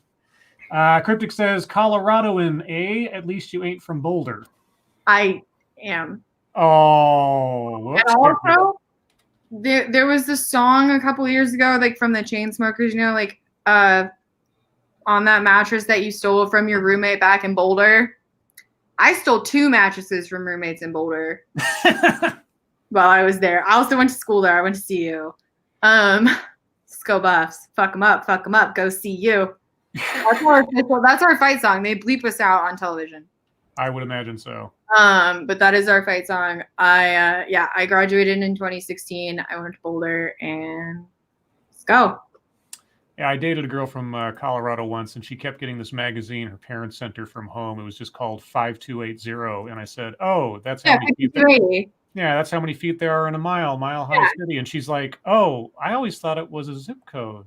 I was like, "Wait, I'm not even from there, and I figured that out." What? Yeah, zip codes in Colorado start with like 8. I know. I was like, "What? A zip code? You lived there anyway?" I remember there was like at one because there's a plaque on the steps of the Denver, like the state capital of Colorado. There's a plaque on the steps that is exactly a mile above sea level, and it was like a half an inch off due to like ground settling. Sure. And I remember like a Girl Scout troop went and corrected it, and they were on the news. Oh, jeez. It wasn't my Girl Scout troop. I was a Girl Scout, and I always sold the most cookies, obviously. Cryptic says, I disown you. What, because she's from Boulder? Okay, whatever, dude. Boulder is not super beloved by most of the rest of Colorado, and I understand why. Frosted Glass says, Scribe, you going to do a Familiar with the Matter with Kate? I don't know. I haven't done I do a series occasionally called Familiar with the Matter where I talk to someone who knows something about a very specific thing. Like I talked to somebody who survived cancer. I talked to somebody who's a long-haul trucker and all this kind of stuff. Cool. So could be. We'll see, guys. I don't know. I do have a specific life experience. I was in a biker gang for a while. Really? Can you say what gang it was? No, it was like a small like BDSM biker gang in Utah. It was really fun. A BDSM biker gang in Utah. I used to do like long haul, like we'd go to like Reno or like we went to Boise. And we do these like long haul rides, and like one time I like brushed my fingertips against the side of a semi truck at 120 miles an hour. I know, just like cool things you can say later in life. I don't do that anymore. Like I'm almost 26 and way more neurotic now. And also, your fingers are very important right now. Kiss them money makers. Backskin says, Scribe, does Kate have an open invitation to come back on sometime? Hey, she's the Lord of the Night now, as far as I'm concerned. Anytime she wants to come on. Anytime you want to have me. I am literally not doing anything ever, even when this isn't happening, because once again, I don't technically have a job. Right. Well, I've been unemployed for like 2 years, and it's been awesome. We do this 6 nights a week, pretty much perpetually. So, except for Sundays, we take Sunday off to rest, purportedly. So, that's what I do. Nice. Yep. Anytime you're free and you're bored, just let one of us know. Maybe next week we can do it and have Squeegee on as she's recovering. Because she'll like last time we did this, she had to take codeine for 2 weeks afterwards. Like yeah, hilarious. Have you ever seen a 3-legged dog on codeine? I can't say that I have actually. Oh my god, like I was losing my shit. And all we did was like snuggle and get super stoned and like eat pizza and watch movies for like 2 weeks. So I'm actually very excited to go through this with her because I mean I'm not. It sucks. I hate that she had to go through this. The vet and the surgeons were incredible. Shout out to Metropolitan Animal Hospital of Los Angeles. You guys are amazing. But everyone I talked to was so nice and they did an incredible job. And so, you know, I'm relieved and I'm glad that right now, like I don't, because normally I travel all the time. I'm in New York or like Chicago or Vegas or Seattle. Like I feature dance. So I'm on the road all the time or I'm out at sets and like, it would be so much harder and I'd be giving up so much income if this wasn't happening right now. Yeah. So I am kind of excited just to hang out with her. But yeah, we can have her on and snuggle. We'll be in bed because she won't be able to get up. But Nicholas Daly says she should get a Streamlabs. I think Kate should just start her own YouTube live stream show just for the hell of it. I have a YouTube. I don't like totally because that's just me. And like I've been like thinking about starting a podcast. I have a website that's coming out soon if I ever finish writing it. Because it's kind of like I'm also a writer, so I write like screenplays and stuff. And essays. And it's like an essay blog type site about being in the industry. A lot of it's advice for new models, but it's also like just kind of what it's like to do this job. And like being in professional porn production in 2020 is weird. Yeah. Like you're kind of in like the last gasps of an industry that's like going through like fundamental change. Right. And it's a very small number of people that have, I mean, all told, there's maybe like a couple hundred like full-time American porn performers. Maybe. Yeah. Like that would be recognizable. So it's a really unique experience and it's interesting. And I think if more people knew what it was actually like, they wouldn't look down on it as much as they do. Mm-hmm. Virgil Grin says, please God, Kate, go on the Fright Power Hour. We have some friends, Ghastly, who does a show. It's called the Fright Power Hour, and they're different than us. They're much more crude. Yeah, they are complete assholes, but I think you'll have fun. Yeah, you might have fun. Yeah, I'm down to hang with assholes, obviously. Wait, she said obviously while she's here with us. I know, right? Oh. Well, she's talking to you. Well, I don't blame her for that one. Put that tongue away, young lady. Terry Diamantis, thank you. If Kate becomes a permanent lord, you could get rid of Satsu and still have the same amount of diversity. Damn! Oh, Jesus Christ! Wow! Wow! Just gonna kick the black man out like that. My non-existent feelings. I mean, I do disagree with that. Like, I am a privileged white blonde girl from Colorado. That's right. We lose some privilege there. What? Well, I'm higher on the impression scale. Yeah, you're higher on the impression scale. That's true. You're a bigger natural victim. We read that you're the new white man. Oh yeah, black dudes are the new white women. We read that. Oh, was that last night? No, that was like a year ago. Scribe, keep up. Oh, that's right. No, yeah. No, all these things run together after a while. How the hell does my memory trump yours? Because in porn, there's like IR scenes. And I don't do like quote unquote IR scenes. Like my line has always been like, I'm happy to work with any performer of any race, but I don't want it to be about race. Like any movie I do, I want it to be about like two hot people banging each other. Mm-hmm. Fair enough. And like, you guys who don't know what IR is, that's interracial. I learned about that on the Christian Science Monitor. And there are girls that charge more for that, which I think is fucking gross. Yeah, that is. And I'm very picky about like, cause I'll work with like, I have a lot of friends that are like black male performers and I'll work with them for like my OnlyFans and like hang out like all fucking day. But I'm really picky about what kind of studio shoots I take like that because so often like, they're like, yeah, no, it's not. And then you get there and they're like, actually it is race fetishization though. And I'm like, I'm super uncomfortable with this. Yeah. Like, you know. Let's see. Don't see any questions left over, but don't get rid of Satsu. He has a comic cover. Oh yes, Grisella, our resident comic book artist. Should we show her our comics? Oh, do you have mine? Yeah, if I can find mine, I'll show you real quick.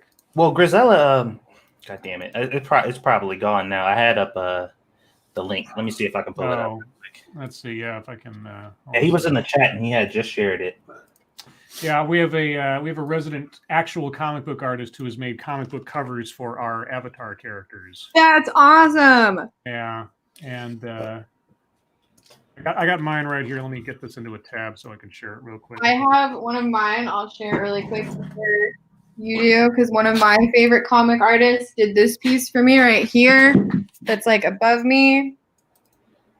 And it's right here. And it's a man on a desert island. And the caption says, send nudes. And it's my friend Carl Stevens. He does comics for The New Yorker. And he's super talented. And you should follow him and buy his shit. Let's see. There's mine where because of my. I love it. Yep. That's very on brand. I dig it. Yeah. And I got my my Dr. Pepper there because I'm a Dr. Pepper freakazoid. Do you like hot Dr. Pepper? I've never. I can't recall. You ever had it? I don't think I've ever had, but you ever had pepper jack? No. Oh, like Uh, Black Pepper and Jack Daniels? Yes. Oh yeah, definitely. Oh yeah, really? Oh, You, absolutely. you and I are like the only ones.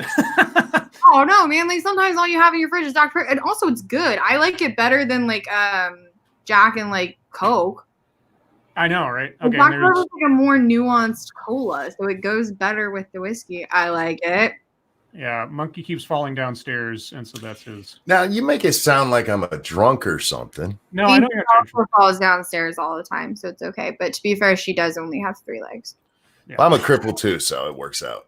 Yeah. Did you have yours, Satsu?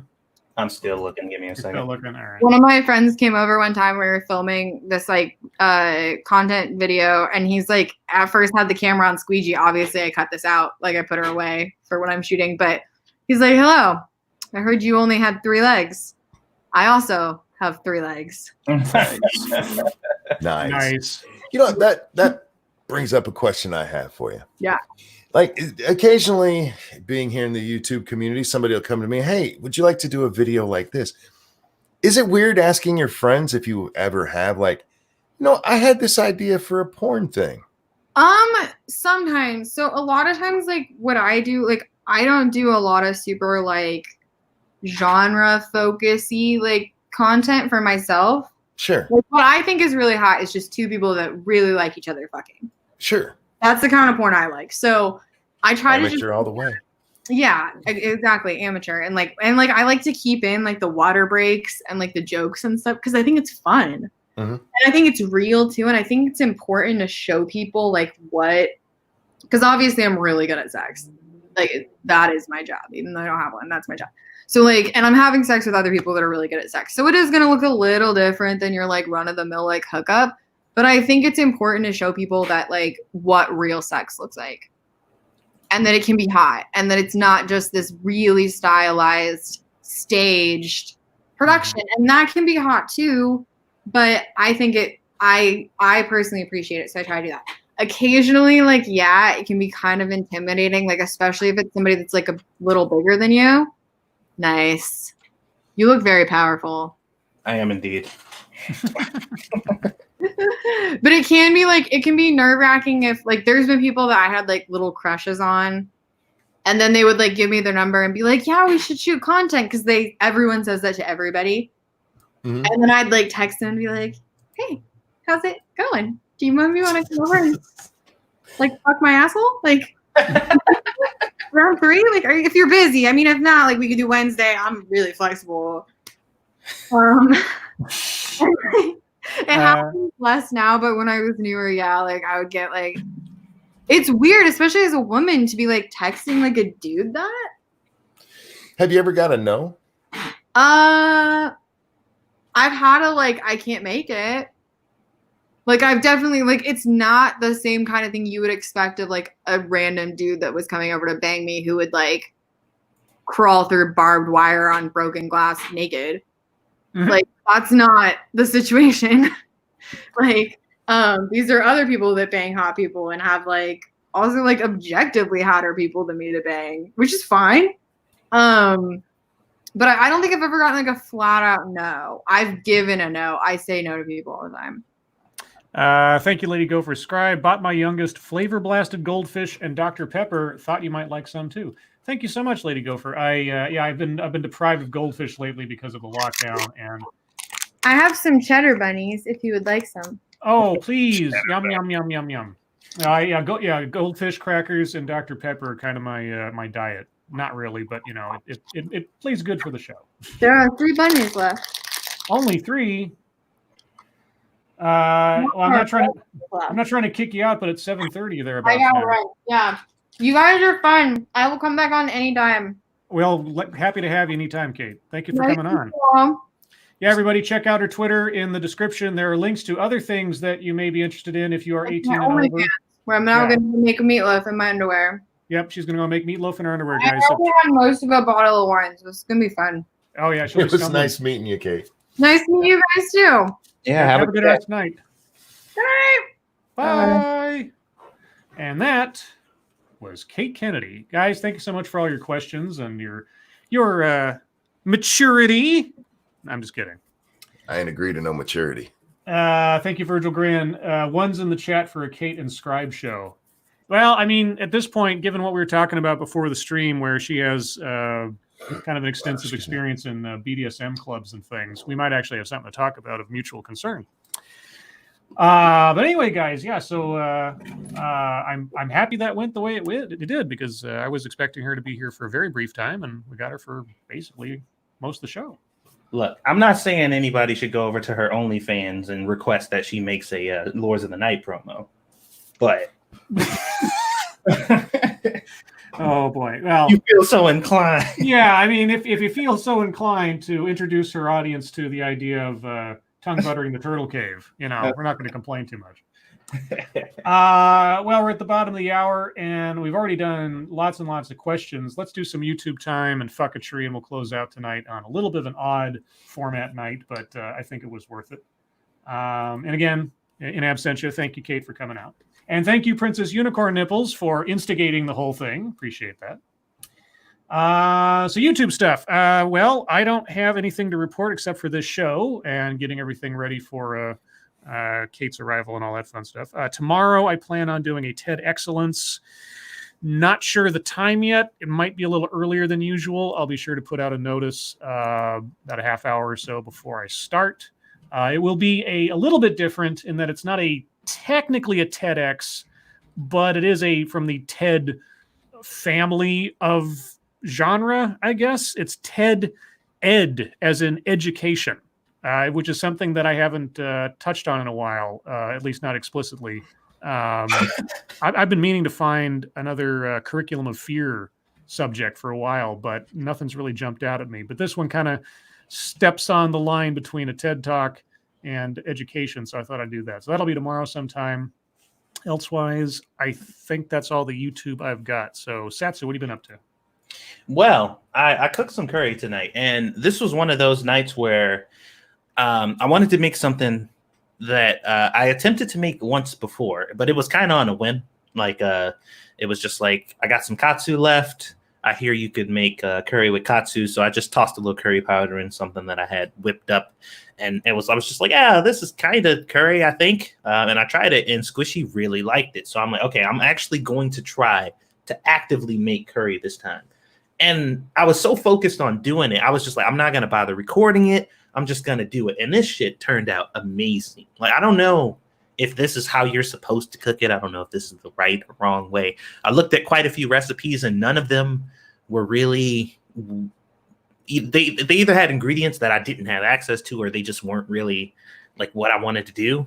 So I was just like, fuck it. I'm just going to make it the way I think I would like it. So I made it. And this would have probably been one of the best videos I made, and I didn't even record it. I'm so mad. But I remember how I made it, so I will be doing that again soon. I made a lot this time around, so it might take a little bit, guys, because I wanted to be able to eat this over the course of the next couple days or so. But holy shit, it was so good. I can see why curry is so relevant in a lot of different cultures. Like, it is relevant in a lot of cultures all over the world. And, like, you could find a curry dish. So I'm on board now. It was fucking delicious. So I'll be working on that video as soon as I can. Did a little editing of other cooking videos that I was working on, and that was pretty much it. All right. Monkey, how about you? I did a monkey in the morning. Then I did a short video going over some YouTube stuff or stream going over that. And then an after party. Just talking about the day's news. That's it. Oh, we do have a stream coming up. Sorry, go ahead. Sorry. We have a stream coming up right after this, right, Satsu? Yes, we do. I forgot. I was on your show earlier. I was on your show earlier. I completely forgot. Yeah. My bad. Okay, let's see. And now on to the wonderful world of circuitry. I don't know if I have much. I was working most of the day today, but let me see real quick if I said anything that was even passingly interesting. Let's see. The Washington Post put this out. Analysis. Should Trump continue his daily coronavirus briefings? Here are the pros and cons for him. And I said, he talks too much, you deplatform him for his falsehoods. He doesn't talk enough. He's criminally inattentive and absentee. I mean, he can't. There's no right way for him to operate. There never has been. So, Cryptic, thank you. Satsu going curry some favors. I think he meant going to, but whatever. They're making, this is the most bizarre thing I read today, probably. They're making a video game sequel to the cult classic Cannibal Holocaust. And there's a movie called Cannibal Holocaust. It's an infamous movie from like the 70s, I think, or something, because of its subject matter at the time. The fact that it shows actual animals being killed in places that they did for the movie, which was, you know, I guess not illegal where they filmed it at the time. But anyway, and there was also scenes that depicted violence in such a way that people thought people were actually killed because of the way that they were shot in that era. And apparently they're going to make a video game that is a sequel to the film. I have no idea where this is. It sounds like the Warriors. There was that movie. There was that video game, The Warriors. I think it was a prequel or some kind of like sidequel or whatever to the Warriors movie. It's very bizarre, but yeah. So that's happening, I guess. And lastly, just an example from Joe Biden today. He's put out some tweets, and given what has just occurred in his political career, I'm still bewildered. He said, "The devastating unemployment numbers have made one thing even clearer. We need a fourth coronavirus relief package, and we need it fast. We need to take extraordinary steps to protect American families and ensure those laid off are made financially whole." Wait, a fourth? Yeah. And I said, and so now you're going to get involved in that process as the leader of the Democratic Party, aren't you? You're going to make some kind of joint overture to the public alongside Pelosi and Schumer and show you're taking the lead, right, Mr. Nominee? No. I'm not holding my breath on that one, but he's really got to start making some moves and quick, because he's not doing anything. If he's now the presumptive nominee, he's got to make some gesture. Am I missing? He said fourth. Yeah, because we've had. I mean, there's been several so far that have been incrementally for different things. So, yeah, this was the fourth relief package. This was the big one, the only one that was actually sending money straight to people, though. Right. Yeah, there've been things that have been passed previously, but the first one that actually started sending money out to people was this most recent one. So. Okay. And they're already talking about doing another one soon. So, let's see. And I think that was everything I had. So, Satsu, what do you got? For fucketry, let's see here. I was spending some time on the "Why I'm Voting for Joe" hashtag, just for kicks, and it was about what you would expect. Yeah. A bunch of people saying really dumb shit, or just saying we can't take any more of this. It's horrible. We need a normal human in the office. Or somebody said we need a functional human being to run this country. And I'm like, functional, eh? You looking at Joe? I don't know if that would be the word I would use to describe Joe. Functional seems to be a bad choice. So that was a good time. Uncle Tom is also trending on Twitter. Why? Oh wow! There was from the looks of it, I don't know where this started, but Jerome Adams, I believe, was he was like given a speech or something like that or whatever, and I don't necessarily know what he was talking about because I never clicked on it to actually listen to what he was talking about. But a whole bunch of white liberals started calling him an Uncle Tom, and also black people chimed in too. But it was mostly white liberals. If you look at all the people who are like, "Oh, fucking Uncle Tom," I'm like, okay. And there's also a lot of people talking about how racist it kind of is to, every time a black person opens their mouth and isn't puppeting whatever stuff their masters are telling them to do, they're like, "Oh, you're a fucking Uncle Tom." And they're saying that Uncle Tom is just a substitute for the other word for a lot of liberals, which I I wouldn't necessarily disagree with. But yeah, that was going on, and like I said, I get really annoyed when I see shit like that, so I don't really dive into that type of stuff because it fucking annoys me. But yeah, that was the thing that was going on. Otherwise, I didn't really see much outside of the same shit I've been seeing. All right, Monkey, what do you got? Well, one just came across the old Twitter. Do you guys remember the fat bitch who was hooked up with 4 daddies? Oh, Yeah. Yeah, one of those men has been charged with child abuse for abusing the child. Oh, for fuck's sake! Was it the kid that she was pregnant? Wasn't she pregnant at the time we first heard the story? She was pregnant at the time. I don't know if I don't think it's that baby. I think it's one of her, or that there's another child involved. Okay, yeah, but yeah. Is it his kid? No. Okay. Oh, for fuck's sake. And for those who were wondering which one was it, if you remember the picture of the 5 of them sitting there, the fat one in the blouse in the bottom right, the one we all said, yeah, he's gonna snap. He snapped.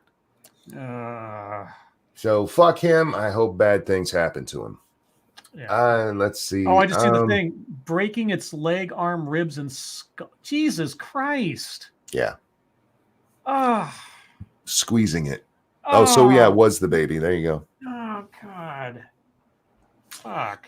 So fuck that guy. I hope severely horrible things. They think the baby's going to recover, and thank God it's, as young as it is, it won't remember any of this. Hopefully there's no permanent damage, and yeah, fuck that guy right in the ass with as many big, sharp things as you can find. Yeah. Honestly, that I wasn't really on the internet very much today. So yeah, that's all I got. Well, I did keep one thing over from news time that didn't get a chance to do, but I figured we might find some fun in. Real quick, thank you, Sanguine. Oh, I was going to bet on the pedostash one. Yeah, never trust a man in a blouse. All of those. And thank you, Pincall, the Driving 8 Man. Wood chipper, feet first, 1 inch a minute. When wood chipper toes first is one of my favorite sort of like offhanded sentence this person to that thing, depending on what they're doing. And yeah, that guy probably deserves it. But he should live long enough to suffer, if you know what I mean. Mm-hmm. Anyway, hey, we haven't seen these in quite a while, at least as far as I can recall. How about a CNN fact check? So, not fact check. So this one does help if you've seen the ad in question, but Trump released his first anti-Biden ad in the last 24, 48 hours. Yes. I've seen it. It brings up a whole bunch of stuff that nobody wants to talk about Joe, like Hunter and his China comments and a whole bunch of other things. And it basically just uses Joe's own words. Now, of course, editing can edit, but let's see what CNN has to say about it. A new ad from President Donald Trump's re-election campaign that attempts to portray former Vice President Joe Biden as being overly friendly to China is rife with deceptive images and audio clips. The ad suggests that a former governor of Washington is a Chinese official. What? It takes Biden remarks grossly out of context to twist their meaning. Huh. So, is this a fact check or is this running coverage for Biden? Oh, it's running coverage for Biden. Okay. Uh-huh. In fairness, there is a part there that is not quite fair to Biden. Sure. Well, we'll see. Well, let's see what they say about it. It assails Biden for being friendly to China while omitting Trump's own praise of China's president and China's response to the coronavirus. It makes a claim about Biden's son for which there is no evidence. No, it doesn't. No, it doesn't. It claims exactly what happened. And it asserts that Biden has previously opposed Trump's travel restrictions on China. While Biden's initial remarks were ambiguous, he never took a firm position on the restrictions until he announced his support of them last week. I'm sorry, what? Let's go over their points then. An image of Gary Locke. One clip in the ad shows Biden on stage with the former governor of Washington State, Gary Locke, at a 2013 event in Beijing. The image is quickly spliced in between others of Biden with Chinese officials, and it does nothing to make clear that Locke is an American. Okay. Facts first. Locke, a third-generation Chinese American, was born in Seattle. He served as both U.S. ambassador to China and commerce secretary under President Barack Obama. Oh, okay. I could see how that mischaracterized the guy. The Trump campaign's communications director, Tim Murtaugh, justified the inclusion of the Locke image, telling CNN, quote, "It's immaterial who else is in the shot with Biden," unquote, given that the image is from a China visit in which Biden's son Hunter had joined him and met with Chinese business partners. Locke was U.S. ambassador in Beijing at the time of Biden's trip. Is this the trip where right afterwards Biden's son gets that sweet deal working for the Chinese company? Well, obviously, CNN doesn't mention that. Of course not. Thank you, Terry DiMontes. If Satsu ever has a son, he should totally name him Thomas. Then once Squeedus grows up and has a family... What? Uncle God. Terry. Okay, so now I don't remember exactly how the sequence of events in the ad went, but if the implication was that an American ambassador was a Chinese official, okay, that's stupid. I'll give you that. But as far as anything else, I don't know if there was anything else going on in the scene or just happened to be there, but.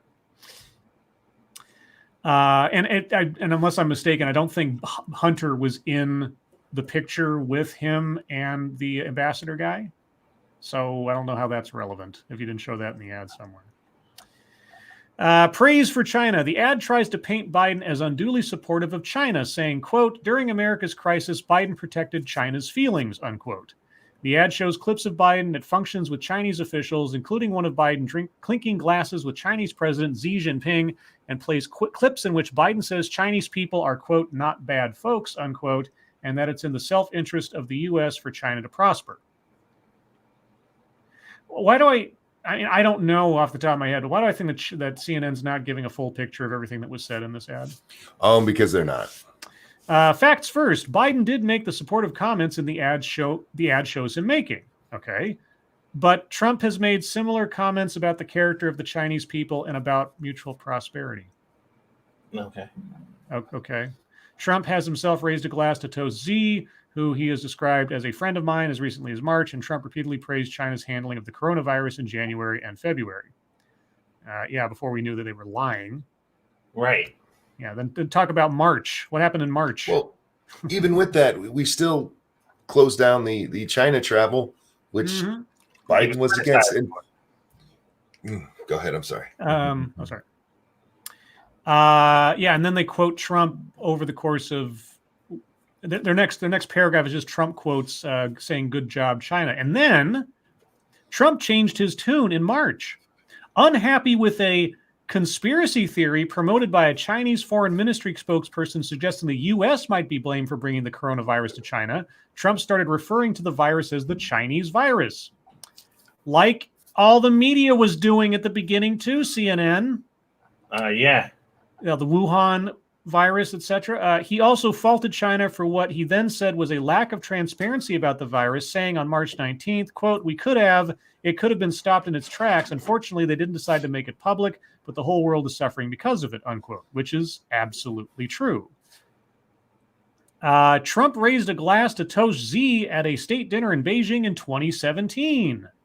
You mean before all this stuff happened? What the fuck does that have to... Okay. I don't know. Sanguine, thank you. Wait, so to them, then saying that something is racist isn't saying it's bad? If not, then how did Biden not criticize the China ban? Well, I'm glad you asked. I have the actual quote of what he said and when he said it. Oh, well, CNN says it's ambiguous, so tell me, Monkey. Well, here's the ambiguous statement. For the record, this came on January 31st, the day the ban was put into place. After the ban was announced, this is what Joe Biden said. He said, we have right now a crisis with the coronavirus emanating from China, the national emergency and worldwide alerts. The American people need to have a president who they can trust what he says about it, that he is going to act rationally about it. In moments like this is where the credibility of a president is needed most, as he explains what we should and should not do.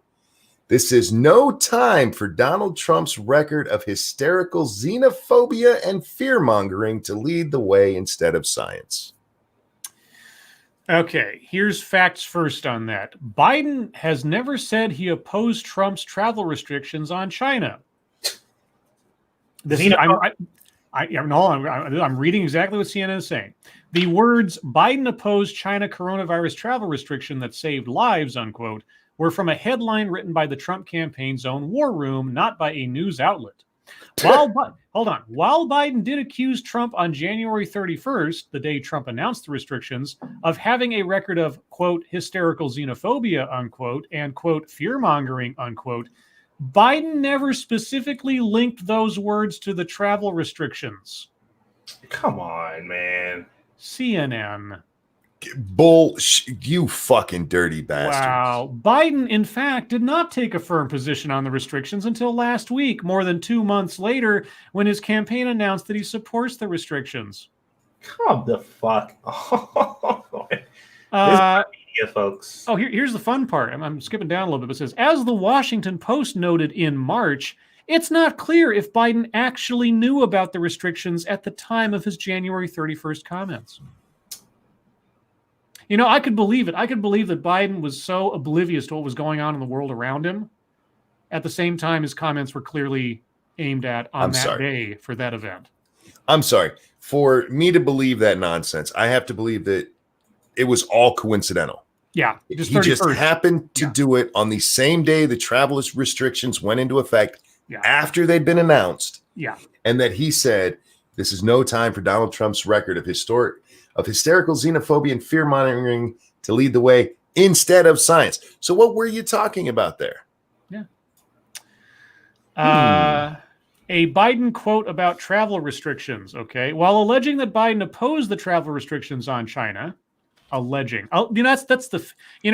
his name should be alleged Biden. Yeah. I mean, every time that he is ever mentioned and anything is ever attributed to him, the word alleged comes up.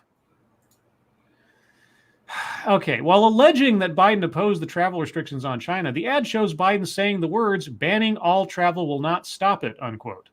Facts first, this part of the ad is highly dishonest. Of course. Biden was speaking about Trump's travel restrictions on Europe, not China. As the Post noted, the ad edited out much of Biden's sentence, in which Biden also acknowledged that travel restrictions may have some impact against the virus. What Biden actually said on March 12th, the day after Trump announced his travel restrictions on Europe, was this, quote, banning all travel from Europe or any other part of the world may slow it, but as we have seen, it will not stop it, unquote. Or any other part of the world. Wait, so he supports something that he said doesn't work? Yeah. That sounds like Biden these days, to be honest. Another out of context clip. The ad suggests that Biden had flip-flopped on the travel restriction. He did. Yep. He did. It shows Biden saying, quote, I complimented him on dealing with China, unquote. Facts first. This snippet takes another Biden remark grossly out of context. Biden actually said the following on an April 5th interview with ABC, quote, he indicated that I complimented him on dealing with China. Well, 45 nations had already moved to keep or block China's personnel from being able to come to the United States before the president moved. So it's about pace, it's about the urgency, and I don't think there's been enough of it, unquote. Go back to that xenophobic comment again, Joe. You did flip-flop. He did flip-flop, CNN. It's almost worse to see how CNN is trying to square this circle in defending everything Biden said. Is there anything about this that you would defend Trump on making here, CNN? The ad ends with Biden saying, I'm not going nuts. Facts first. This was a Biden joke that had nothing to do with China. You're right, CNN. You're right. It had nothing to do with China. It had everything to do with Biden's mental stability. Hunter Biden's relationship with China. The ad implies that Biden's family has a financial interest in China prospering, citing his son Hunter Biden's work in the country. It features an audio clip in which a man says Hunter Biden, quote, inked $1 billion deal with a subsidiary of the Bank of China, unquote, and an image of a headline saying that, quote, Joe Biden met with Hunter's Chinese partners, unquote. Thank you, Sanguine. I would really take facts at any point now. Yeah. Facts first, there is no evidence Hunter Biden, quote, inked a $1 billion deal, unquote, with China. While Hunter Biden did do business with Chinese partners, his lawyer says his private equity fund was capitalized with about 4.2 million, not the 1 billion plus Trump has claimed. Now, only 4.2 million, guys. That's all. You know. His Not a lawyer billion. said, by the way. Yeah, his lawyer said that, by the way. Yeah. Okay. His lawyer is totally honest. As of October 2019, Hunter Biden had a 10% interest in BHR Partners, a private equity fund that the Chinese government-owned Bank of China has invested in. To what amount, might I ask? How much does 10% amount to, CNN? Doesn't say. There, Hunter met up with Jonathan Lee, the fund's China-based partner. The New Yorker reported that Lee met Hunter at his hotel and shook hands with Joe Biden. However, according to the New Yorker, Hunter maintains that visit with Lee was social, not business-related. And we're to trust Hunter's word, right, CNN? Because he said so. In an October 2019 statement, Hunter Biden's lawyer, George Maziers, clarified the extent of Hunter Biden's involvement with the fund.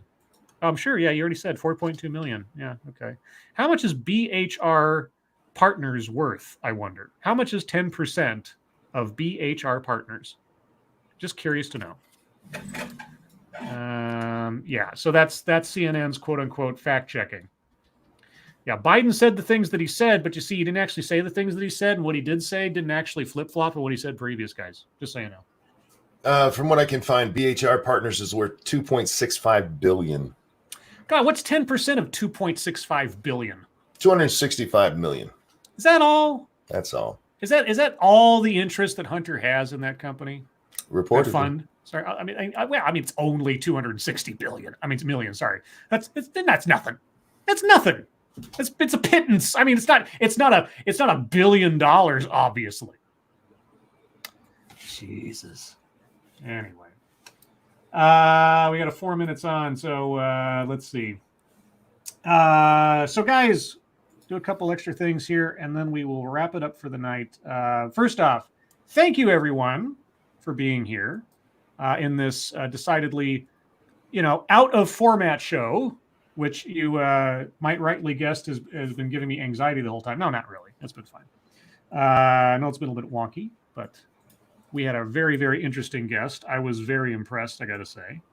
Yeah, because like I said, my one of my best friends had worked in a similar realm of things, and so I know that it's not the party that some people think it is. It's really, if you're getting good at it, it's a business and it's hard work.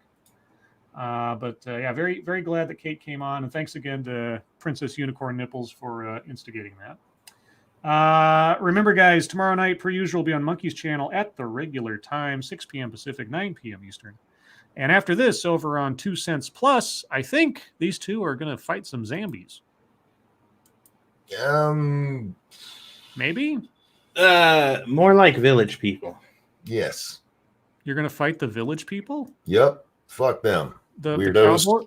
The cowboy, the Indian, and the construction worker? And well, the cop. mostly the Indian. Oh no! Thank you, Shrouded Angel, Dogcat Fox. Good job! Yay, Dogcat Fox in a robe, even. That's very classy. So, are you not playing 7 Days to Die? We're gonna do some Green Hell tonight. Oh, okay. It's got co-op now, so.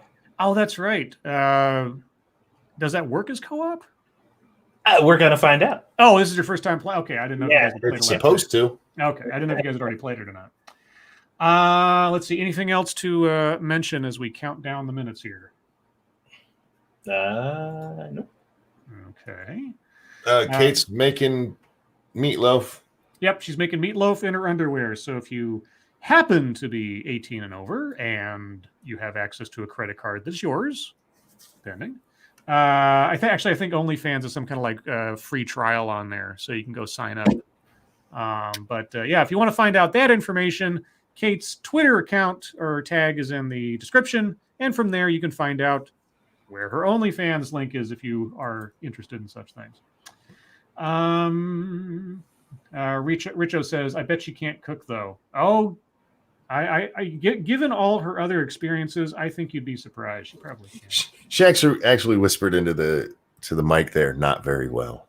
Oh, hey, given my cooking skills, I'll take a woman who can't cook very well because it's probably better than me. Vol Potato says, Monkey, can you check your Streamlabs again real quick? Oh,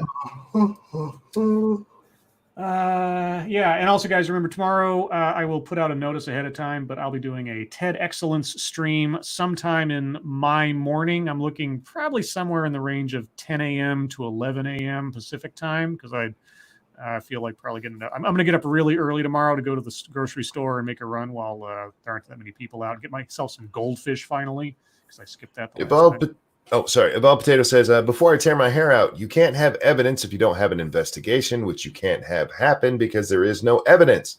I'm not sure what we're talking about there. Yeah, Hunter Biden is alleged. Oh. Except for all this stuff, there's no evidence that this ever, except all the evidence that he did. I mean, there's evidence there, whether or not they formally call it that. Right. Well, CNN's not going to formally call it that because they're journalists, not investigators. But with that, guys, we're at the top of the hour and thus the end of the show. Everybody, again, thank you so much for coming out tonight, hanging out with us, hanging out with Kate. Thank you so much for all you guys' questions and being so attentive. Your participation is greatly appreciated. Moderators, thank you for keeping an eye on things, even though our audience is the best behaved on the internet relative to our content. And everybody who donated. Holy cats. Thank you guys so much for your generosity. I really do appreciate it, especially in these crazy times we find ourselves in. Again, reminder, tomorrow night, per usual, Monkey's channel, same regular time, 6 p.m. Eastern, 6 p.m. Pacific, 9 p.m. Eastern. Yeah, I mean, I don't know. Monkey, Satsu, thank you for joining me as always. Indeed. No problem. Everyone, first off, be safe and well. If you're not well, get well soon. And at the same time, your lives make us sad, and we will see you tomorrow. Bye, guys. Bye, guys. And per usual, somewhat more pertinent tonight than on other nights, I get out my copy of Screw the Roses, Send Me the Thorns, the romance and sexual sorcery of sadomasochism. And today's secret word is sex. What? Just sex. All right. There you go. How fitting, such as it is.